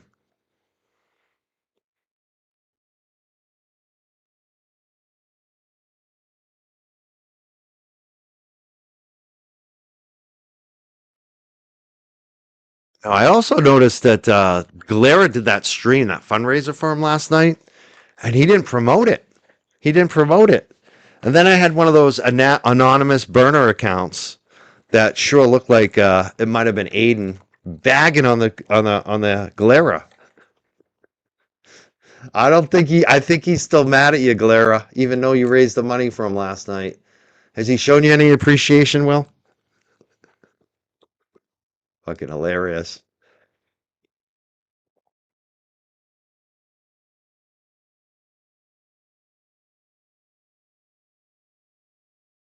Yes, please like and subscribe on the way out. A lot of you have today. I really appreciate that. I want to thank you all for being here. And I especially want to thank the people who don't necessarily agree with everything that's on the channel or with everyone in the chat that didn't get all in a huffy, didn't get all mad and didn't get angry. And a lot of you were really good in the chat, I have to say. All right, it's time for me to go. I got to go walk some dogs. I might be back later. Maybe LTL and I will come up tonight. Who knows? I'm getting frisky now. I'm back, people. I can't even tell you how much I'm back. There's going to be some great content on this channel coming up. Trust me on that. Probably tomorrow night, too. I know. How long does... I got a question, Jay Bro. Is it more likely he does one on Aidan or LTL and I? I think the next one's on LTL and I. I think he's going to try to come back and probably play LTL and I last night on his next petty stream. And he's going to see if that works. And when it doesn't work, he's probably going to go to, Aidan next. That's probably his lineup for petty streams upcoming.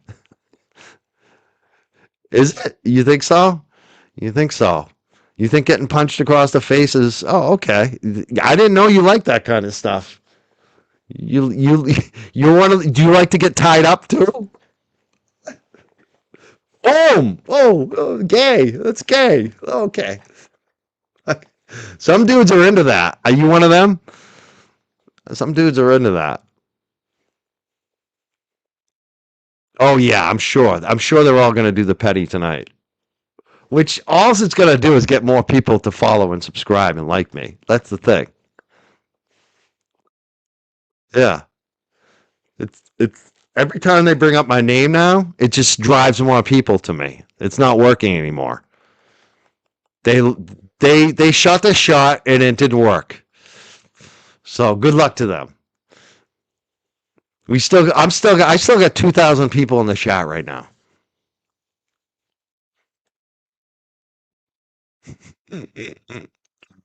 I'm not, and it's not all about numbers for me. I really don't give a fuck anymore. I don't. As long as I'm able to like pay my bills, which not even a question. What's oil doing today? That's what I want to know. That's the only money I'm really concerned about is my oil stocks. How much am I up today? Oh, it's gone up again. I'm sorry, people. Every time you see that price of oil go up, I'm getting rich, and it's going to go up a lot. Buy some oil. Buy some oil stocks. That's my recommendation to y'all. How do I think the hearing went today? I think that Turtle Boy lost his motion to dismiss, and I think he knows it. I mean, he basically just admitted it, and it's what we knew was going to happen. And it's so funny. They want to come at us. We've been right. I told everybody these motions to dismiss are not going to pass. They're not going to work for any of them. I don't think it's going to work in the federal for the McCabe's or Alberts or the Higginses, and I don't think it's going to work for Karen or Aidan on the civil trial, and I don't think it's going to work on this criminal. I think all of these trials are going forward. Oh, you know, one question I meant to ask Kate? I wanted to ask her if she thought that they would offer Aidan a deal and whether or not he would take it, because she knows him. She's been around him a long time. That would have been a good question. That was one of the questions I meant to ask today. God damn, I wasn't prepared. I didn't know this was going to happen. I didn't have a whole list of questions ready to go. But maybe next time. I want to thank you all for being here. Like I said, I got to go for like the 100th time. I really got to go now. I'm late. 12:13. I got to go walk 3 dogs now. I got 3 dog walks to do. And none of them can be walked together, unfortunately. Sometimes we do the group walks, which those are the big money makers actually. But my girlfriend usually does most of the group walks, and I do the difficult dogs that can't be walked in the group. So I got 3 individual dog walks I got to go do. And then I'll be back later. Maybe I'll replay it. Maybe we'll go over it. Maybe another thing I want to do is take phone calls today. How much fun would that have been to take phone calls with Kate Peter today? Or even like the StreamYard calls? That would have been wild. Because you would have got some trolls on both sides. That's where we should have had the heat. Maybe next time. I know, I don't want to leave. I can't say goodbye. This is too much fun today. This has been too much fun. This is National Geographic at the zoo. We're on the African safari. We just watched a whole tribe of lions and tigers and bears. They were all fighting. And we had a great time watching it from our Jeep. We're just sitting in the Jeep watching it, commenting on it. Yeah, it was a happy Monday today. I don't need a 10. It's funny. I probably didn't get enough sleep today. I was a little groggy. You probably heard it in my voice when I started up the show today. But now I don't need that nap. I don't think I'm going to need a nap today. I think I'm all fired up now. But I got to go. I'll see you all soon. Maybe later on this afternoon. Definitely tomorrow night. I'm pretty sure there's going to be a big show you're going to want to find out about. So make sure you like, subscribe. Make sure you check back and see when we're live again. Love you all. I'll see you when I see you. Peace out, jerks. Make sure you like, subscribe, and hype.